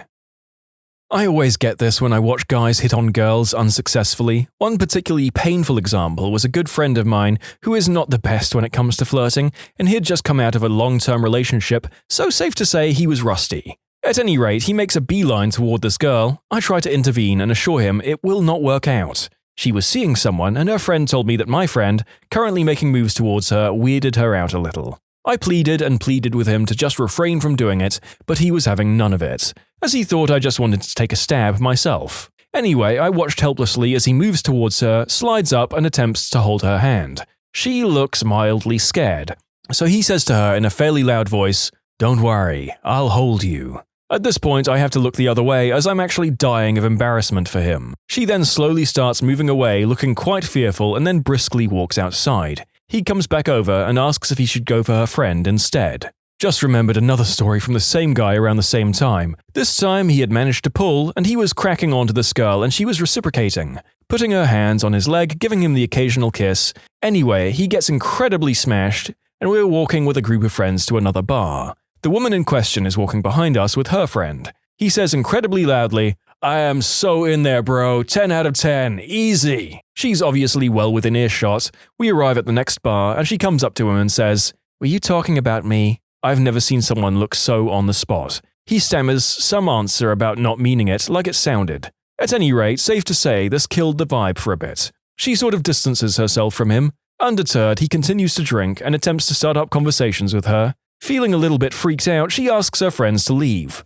Now, they lived about 1 kilometer away from this bar. They all leave. My friend excuses himself about 10 minutes later. We all ask him not to go to this woman's house. He promises not to, and being drunk, we let him go. About 20 minutes later, I get a phone call from one of this girl's friends saying that my friend is drunk in their house, which was their parents' house, and is refusing to leave. Mortified, we had to go and collect him, sort of half-yelling apologies at their house. Oof. I think we all know at least one guy like this. Generally, they grow out of it, and we're hopefully able to use these sorts of stories as cautionary and humorous tales for the rest of us. Used to be a bag boy at a grocery store. One day, I was bagging an older man's groceries, and the cashier begins to talk to him. In a polite voice, "Have you found everything you're looking for?" He gave no response. "Sir, have you found everything you're looking for?" No response. "Sir, have you found everything you're looking for?" The man, finally acknowledging the cashier, says, "Oh, hey, I'm deaf." The cashier apologized profusely, and the old man looked at her in disgust, while I did the brave thing and left to bring shopping carts back into the store. Sleeping over my friend's house in the 7th grade, I was trying to sleep on the floor. However, his parents decided to have very loud, wall-rattling fun times. I laid there trying to fall asleep for about 15 minutes when a loud shriek hinted that it was over. I kinda laughed a little, and my friend, who I thought was sleeping, just says, "I am so sorry." We awkwardly laughed about it, then went to bed. 3 women in a kitchen, one is pretty overweight and recently miscarried. I knew, the third person didn't, and started asking questions about how the pregnancy was coming along. I'm peeling carrots, just dying inside. The overweight woman who miscarried informed the woman that she lost the baby a month ago. I'm a coward and just pretended to focus on the carrots. Horrible. This was my freshman year of college in 2006. One of my Gen Ed class requirements was a minority studies class, and the only one left was women's studies. I figured it would be a perfectly okay class, and it honestly was. The problem was this guy in the class named Carter. Carter was the precursor to the modern-day "ladies, I must apologize for my gender, look at me, I'm such a good ally to women" guy, and every time he raised his hand, you could see a lot of people in the room cringe. He had said something dumb, and the professor had moved on to a new topic when he raised his hand again. He then said, "I just want to apologize for what my gender does to women." I feel like everyone in the class was staring a hole through their desks because of how utterly embarrassing this guy was. The professor said, "Okay, if that's all you wanted to say, let's move on," and oh lord, does thinking about that still make me cringe. Oh boy, I've got one. An integral part of my architecture education were what we call critiques or juries. Basically, you'd present your work in front of a group of your classmates and professors, to which questions could be asked and suggestions be offered. It was an incredibly valuable part of our education, as getting and offering feedback really encouraged more critical thought about what we were doing. Unfortunately, it also meant that if you produced crappy work, you'd get torn to pieces. Anyway, come our final jury presentations for the semester, this one guy pins up his presentation materials and physical model and gives his presentation. It was bad. Seriously bad. Aside from only taking up a quarter of his allotted time, it looked like his presentation materials were half finished, after a night of fervent scrambling to get the work done. There wasn't enough to even start to ask questions or give suggestions to him. So everyone, trying to think of at least something productive to say, kept completely silent. It was probably only 15 seconds, but it was absolutely the most awkward silence of my life. Eventually, one of the professors spoke up and said something along the lines of, "If this is the kind of work you think is acceptable, you probably shouldn't look at continuing this program." To which the guy just replied, "Sorry," and walked out. He didn't show up the next year. So yeah, I've never felt as awkward even in situations where I'm the subject of the awkwardness. Probably not that bad in the grand scheme of things, but it's been going on for months now. My friend will just blurt out guesses to questions in my physical chemistry class. She sits in the front row, and before anyone has a chance to answer if they actually know, she will just randomly guess. Over and over again. It's so awkward because she's almost always wrong, and the teacher asks her to explain, and she doesn't ever have a good reason for what she said.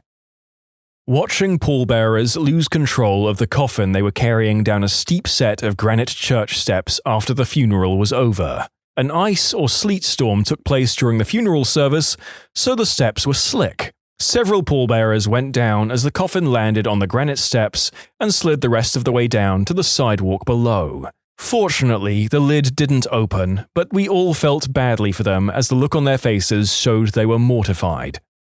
What's an unexpectedly well-paid job? Boiler operator. Get paid $35 an hour to play Skyrim on Switch while watching Netflix. Just have to find one that's all operator and no maintenance.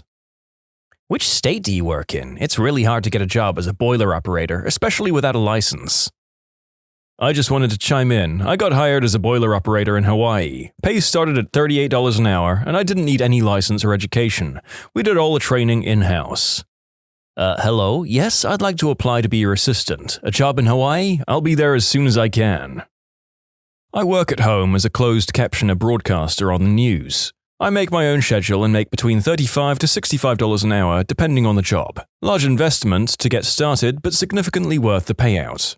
What qualifications does your job require? Very interesting. You have to go through a course. The course is $800 per month, and you work at your own pace. I worked while I did it at my main job, so it took me about 7 months to complete. Most people are between 6 and 9 months, though. Between the course and all the equipment, it's about a $10,000 investment to start, but very much worth it, and you make the investment back very quickly. Keep in mind voice recognition software for CC is getting better every day. An office job, but you're secretly on Reddit. That's my job. Shush. Airline dispatcher. A girl I dated many years ago I met because she was living in my town training to be an airline dispatcher. There are just a handful of schools that teach it. I had no idea what an airline dispatcher was, let alone how much money they get paid. Dispatchers at FedEx can make $150,000 per year or more. It also gives you a lot of options to advance in an airline, like being a station chief at an airline. The girl I dated had a dream to one day be Air France station chief in Tahiti. I don't know if she made it or not. I've googled this position, and to me it is not at all surprising that this is a very well-paid job. From my uneducated perspective, coordinating airline operations over an airline or entire airport seems incredibly stressful. Court reporting. Stenography is a tough skill to learn, but plenty of court reporters earn over $100K, and no college degree required. Although most court reporters will need to be certified. There's a shortage of them too. I work as the videographer and they're like magicians. Not many people finish the school for it though, and most of it is online now. The downsides, though, they're 99% of the time not employees, so they have to supply their own insurance, pay their own transportation fees, and buy their own machines, which are expensive. They do make a lot of money, though. I think it evens out for sure. I'm currently in court reporting school, and holy crap is it hard, but I enjoy it. I should be finished later this year and can't wait to start working. It is very hard.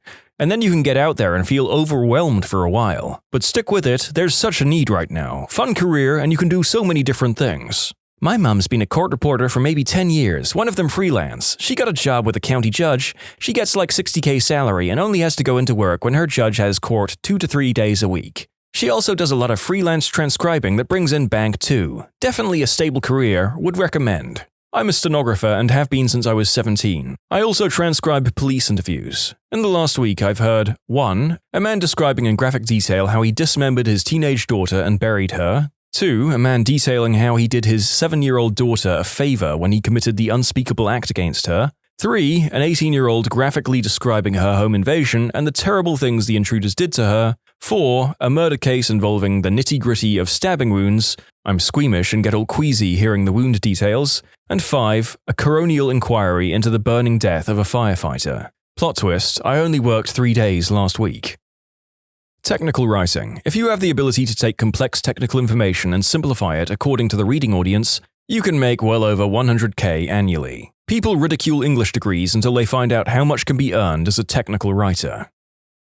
Mobile crane operator. Union guys pull over 200K, and it's a trade that's pretty easy on the body. Operating engineers have a surprisingly high occurrence of back, neck, and wrist injuries.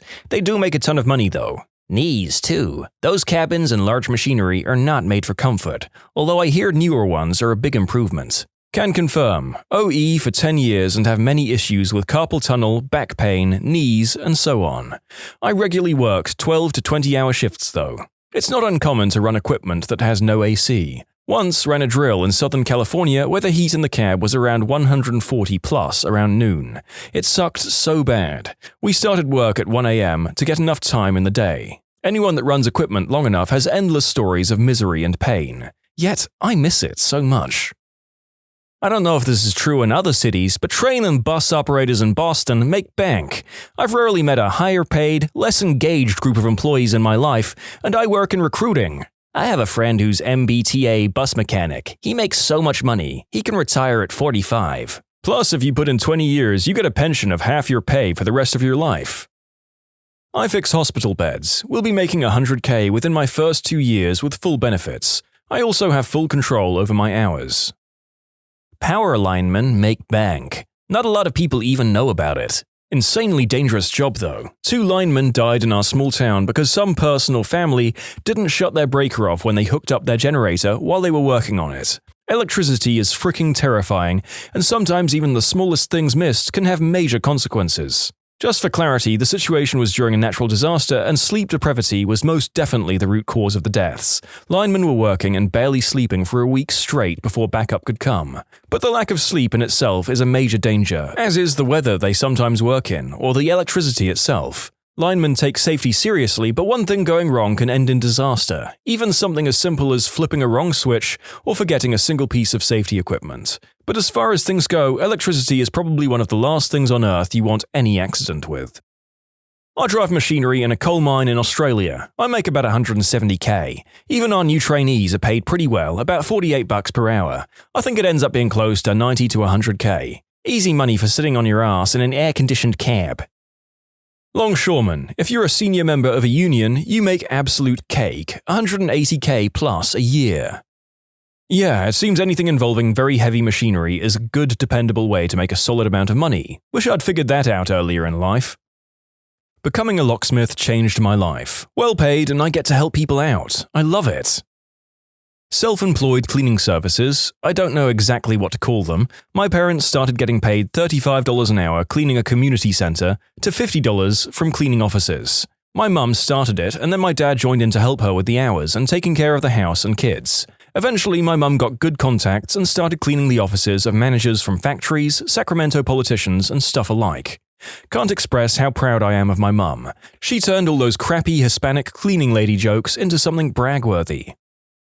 Utility lineman. There's a developing shortage nationwide due to baby boom retirements. It's well-paid base, but the overtime is fabulous. I have a couple of friends who got into this after they left the military. They all make well over 100K. Storm season brings in tons of overtime. They're all in their late to mid-20s buying houses.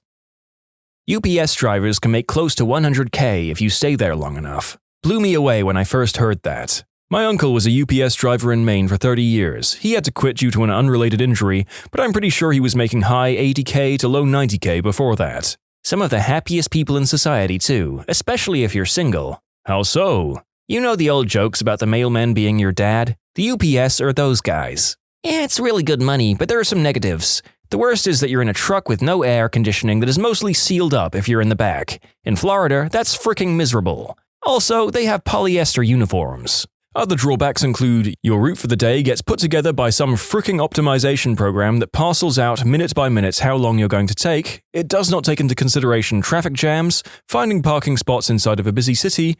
It just calculates that you drive there and then assumes you're going to find parking right out in front, and that the elevator works, and that someone is home at all, and that you're standing there with 10 60-pound parcels containing a complete weightlifting bench plus weights, and you look up the 3 flights of stairs with no elevator and you know you've got approximately 2 to 3 minutes per package. Yeah, nah, frick that. Oh, and plus you're going to be on the front lines of receiving feedback, so if anyone is getting cursed out for a bad delivery, it's you first. Ditch digger, actually directional boring. Guy I know is literally a ditch digger, but got into this by renting the specialized equipment just at the right time and right place. Fiber optic build-out in the 1990s. He will also say that he made it simply by being reliable and trustworthy. I do not know exactly how much he makes, but he has an 80-foot sport fisherman, probably cost 7 to 10 million, and he brought a $4 million property on a whim. I was a bathroom attendant in a fancy restaurant, made $100 a night in cash to do next to nothing. Well, they don't do nothing. Their purpose seems to be to make the bathroom experience half as convenient and 1000% more awkward, and they always succeed. I'm pretty sure they're only in there to keep people from doing hard substances in the bathroom. Not a good sign regardless. Oh, and to stop people doing the deed in the stalls. The year I got out of high school, I picked up a job at a private country club, working the bag room. When I spotted a member, I'd grab their reserved private cart from their garage and load their cubs on it that they stored in the bag room. A couple of damp towels hung on the back, pencils, scorecards, and everything waiting by the time they stepped up. Place was primarily executives and whatnot for like the major automotive companies here in Michigan. I made a couple of hundred each day in tips. During a couple of tournaments that took place, I went home with around $500 in my pocket. I took home so much each day that I kept forgetting to pick up my paycheck, which was something like another $400 each week. Late 90s minimum wage. Only part of the job I hated was using the picker to get the balls off the range. There was always some butthole trying to use me for target practice. Funeral director is a great paying job with not a whole lot of schooling. That's what I do, and I make about $75,000. If you have a strong stomach, cleaning up death and crime scenes pays very well and requires very little education. I have a friend who did this. It's definitely paid well, but he talked about some things he saw, and I don't know if I could do it myself. Yeah, I think I could deal with working around dead bodies, but the second any sort of horrific accidents or murder was involved, I think it would begin to get too much.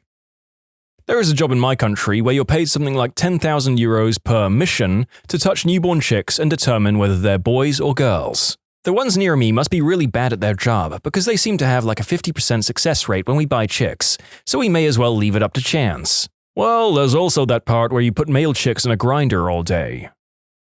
In some states, corrections officers make insane money with just a GED and a willingness to work overtime. Let me specify some states, guys. Some states. In California, those guys can make $125K a year with little overtime. Bartending. Some people know, but the overwhelming majority don't. If I only worked 20 hours, 2 days a week this year, weekends, I would make close to $50K. If I really tried and worked 2 solid jobs 5 days a week, I could easily hit close to, if not over $100K. This doesn't apply to every bar or bartender. You're not going to make this kind of money at an Applebee's or a super franchised corporate establishment. So true. I have a good friend that bartends in the Spanish club in Miami, and he said if he decided to work 4 days a week instead of working 1 to 2 days a week, he could probably make $100K a year. Hot dog vendors can earn 6 figures per year. Buddy of mine went to Hopkins back in the day and noticed that the lacrosse games, while well attended, had no vendors. Nobody seemed to want the job, so he asked if he could. Year later, he had all of his friends bagging hot dogs the night before and was buying drinks and chips by the truckload. Sold everything for $1 and came home after every game with trash bags full of dollars. Year or so later, the school realized what a cash cow it was and took over the gig, but my buddy had pretty much paid for school by then. Collecting golf balls. Saw on the news a guy makes over $250,000 traveling around and using scuba gear getting golf balls. I mean, that's more scuba diving. If in Florida, that's very well worth it, considering for the sole reason of fricking alligators. It's the same with underwater welding. No one's paying you for the welding part as much as they're paying you for the possibility that some tube sucks you in and you die. I don't know if it's surprising, but one people don't think about, selling ad space on local broadcast stations. I do it and make more than most families do in my area, and I'm at a smaller market. Going into a medium one can put you well into six figures. I work as a lunch lady. I get school vacations off, summers off, and weekends. No nights or even really afternoons. It's amazing. I also get benefits and every year I get a raise. So between the money and the time off, the job is 100% worth it. Furry artist. Seriously, furries will shovel out so much money for commissions and then tip on top of that. If you get a big enough following, it can be surprisingly well paid. Contractors for household moving companies with 18-wheelers can gross between $200 and $400K in a year. I'd be interested to know how much is profit considering the running costs plus insurance for an 18-wheeler, let alone the cost of an 18-wheeler.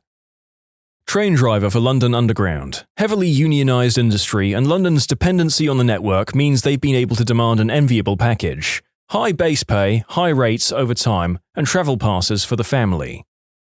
Document specialist for utilities. Basically, you have to know someone to get into it, but I went from making under $40K for an office admin to $120K as a doc specialist. No college requirement, often people just get their spouses or siblings on because they've worked in an office before. As a general rule, this is terrible for anyone who actually knows what they're doing on the job, but whatever. A lot of times I'm just getting paid to hold down a desk. YouTubers who just copy Reddit posts into a voice thing and then upload it with the text in the background. And for those saying people who actually speak and make it unique aren't that bad, I agree. I still don't watch them, but I agree. My point is those YouTubers who literally just copy-paste into a text-to-speech program that they found on the internet. Haha, this thread will probably get reviewed by one of them, and this comment will be subsequently skipped. First of all, I've called you, second commenter. And I agree, the ones who use AI are terrible. Good thing that doesn't happen here. Other than that, no comment. I think a lot of this thread is really misleading. First, everyone is saying, I knew a guy, or I made 100K, and while I don't doubt that these are true things people are sharing, it isn't what someone else can expect to make. We should be talking about median salary or medium wage. Second, especially since we aren't talking about median salaries, almost nobody included the location. A few people did. Making 80K in New York or San Francisco is like making 30K in a small Midwestern town, according to most of the living/salary comparisons websites. The real truth is, a reasonably free market is going to adjust wages based on supply and demand, meaning that a job that is either difficult to do because it takes lots of skill, training, or education and pays well, like a heart surgeon, or if a job is dirty, dangerous, or otherwise unpleasant, and has to pay well to attract candidates, like certain fishermen, or a job whose wages are high due to external factors, like a union or lobbying body that sets wages which results in far more candidates than jobs, like my union painter uncle that makes 120K instead of the national medium of 40K. Top comment is a garbage collector in New York City. First, 100K in New York City is the equivalent of 40K in a small Midwestern town, and that wage is artificially high, resulting in far more applications than jobs, meaning odds are you can't get that job. National median is 25K. Next top is aircraft dispatcher. National median salary is 32K according to Glassdoor and Salary.com, but 40K if you believe the Airline Dispatcher Federation. Finally, a lot of people are talking about starting a business doing X, which is entirely different than working X on a salary. Median salary of a plumber is 45K in the US. They don't get the hourly wage they bill you for, and if they start doing their own plumbing business, they need to pay for insurance, benefits, and additional taxes, advertising, and a million other things on top of just being a plumber. They also have to deal with all the hours when they don't have to work. Higher risk, but higher potential reward. A successful business person running a plumbing company who has about 10 employees might make 200K or more per year, but they also lose 100K. And it doesn't really compare to a salary. Especially today with all the salary information we have available to us. A job that pays a lot, that doesn't suck, that anyone can do, isn't going to keep paying a lot. Trader Joe's managers. General managers of stores make $100,000 plus. Assistant store managers make $60,000 to $80,000 per year. Not bad for working grocery.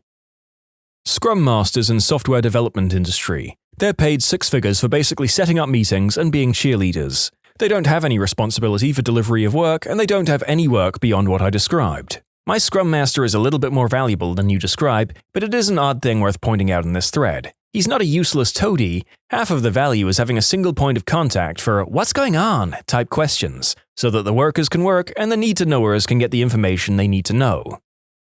I'm a gardener. There's a serious lack of folks willing to do manual labor in the outdoors year-round. Most commercial properties have to maintain a certain amount of green area in our city. Hospitals and other places like that need legitimate crews to do the work with professionalism. No catcalling or spitting or swearing, etc., including bonded employees and good insurance and equipment, etc. As a result, we're in demand and we get paid surprisingly well. No university education is needed, low barrier to entry, great pay, and job security. Dog groomer. It's a weird industry though, and a skill that really has to be learned hands-on. Grooming schools can be a good start, but I know great groomers that never went to school for it, and terrible groomers that spent thousands on classes. Just being good at handling dogs is the best foundation for success. It's not the easiest job in the world. It's largely commission-based, and if you're lucky, you get any benefits out of it. But if you get enough practice to be good at it and build up a loyal clientele base in a decently affluent area, it's very good money. The haircuts I do range from $70 to $175, and I'm paid 50%, which averages out to around $30 to $35 an hour most days. Not everyone tips, but those that do usually tip $5 to $20 per dog, and because I do about 40 dogs in an average week, that's an extra couple of hundred in my pocket. So if you don't mind working on your feet all day, sustaining repetitive motion injuries, not taking lunch breaks, and dealing with insane customers, then picking the crap out of dogs' buttholes is a good living.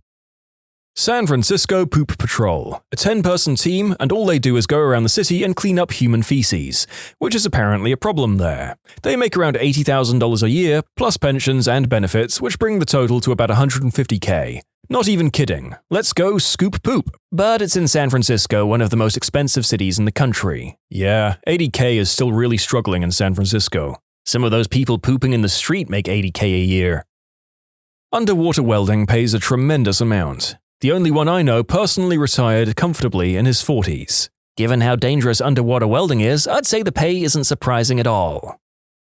Notary clerks. $30 just for signing a document and putting it in a register. The HVAC dude who used to come to my work to clean our furnaces made six figures and retired at 40. Now he lives in Mexico and teaches people to scuba dive. At the right place, waitressing. I got tipped $800 waitressing at a bowling alley for a team-building company party. You pick the right restaurant and just get good at it, and you make bank. I know people who work at mid-range restaurants who make $80K a year, and you know they don't truthfully declare the tips they get. When you subscribe, make sure to hit the bell to turn on notifications. Put the playlist on in the background to finish listening to all the stories, linked at the top of the description. And if you like Am I the Genius, give Am I the Jerk a shot, linked in the description too. Either way, thanks a lot for watching, and we'll see you guys next time.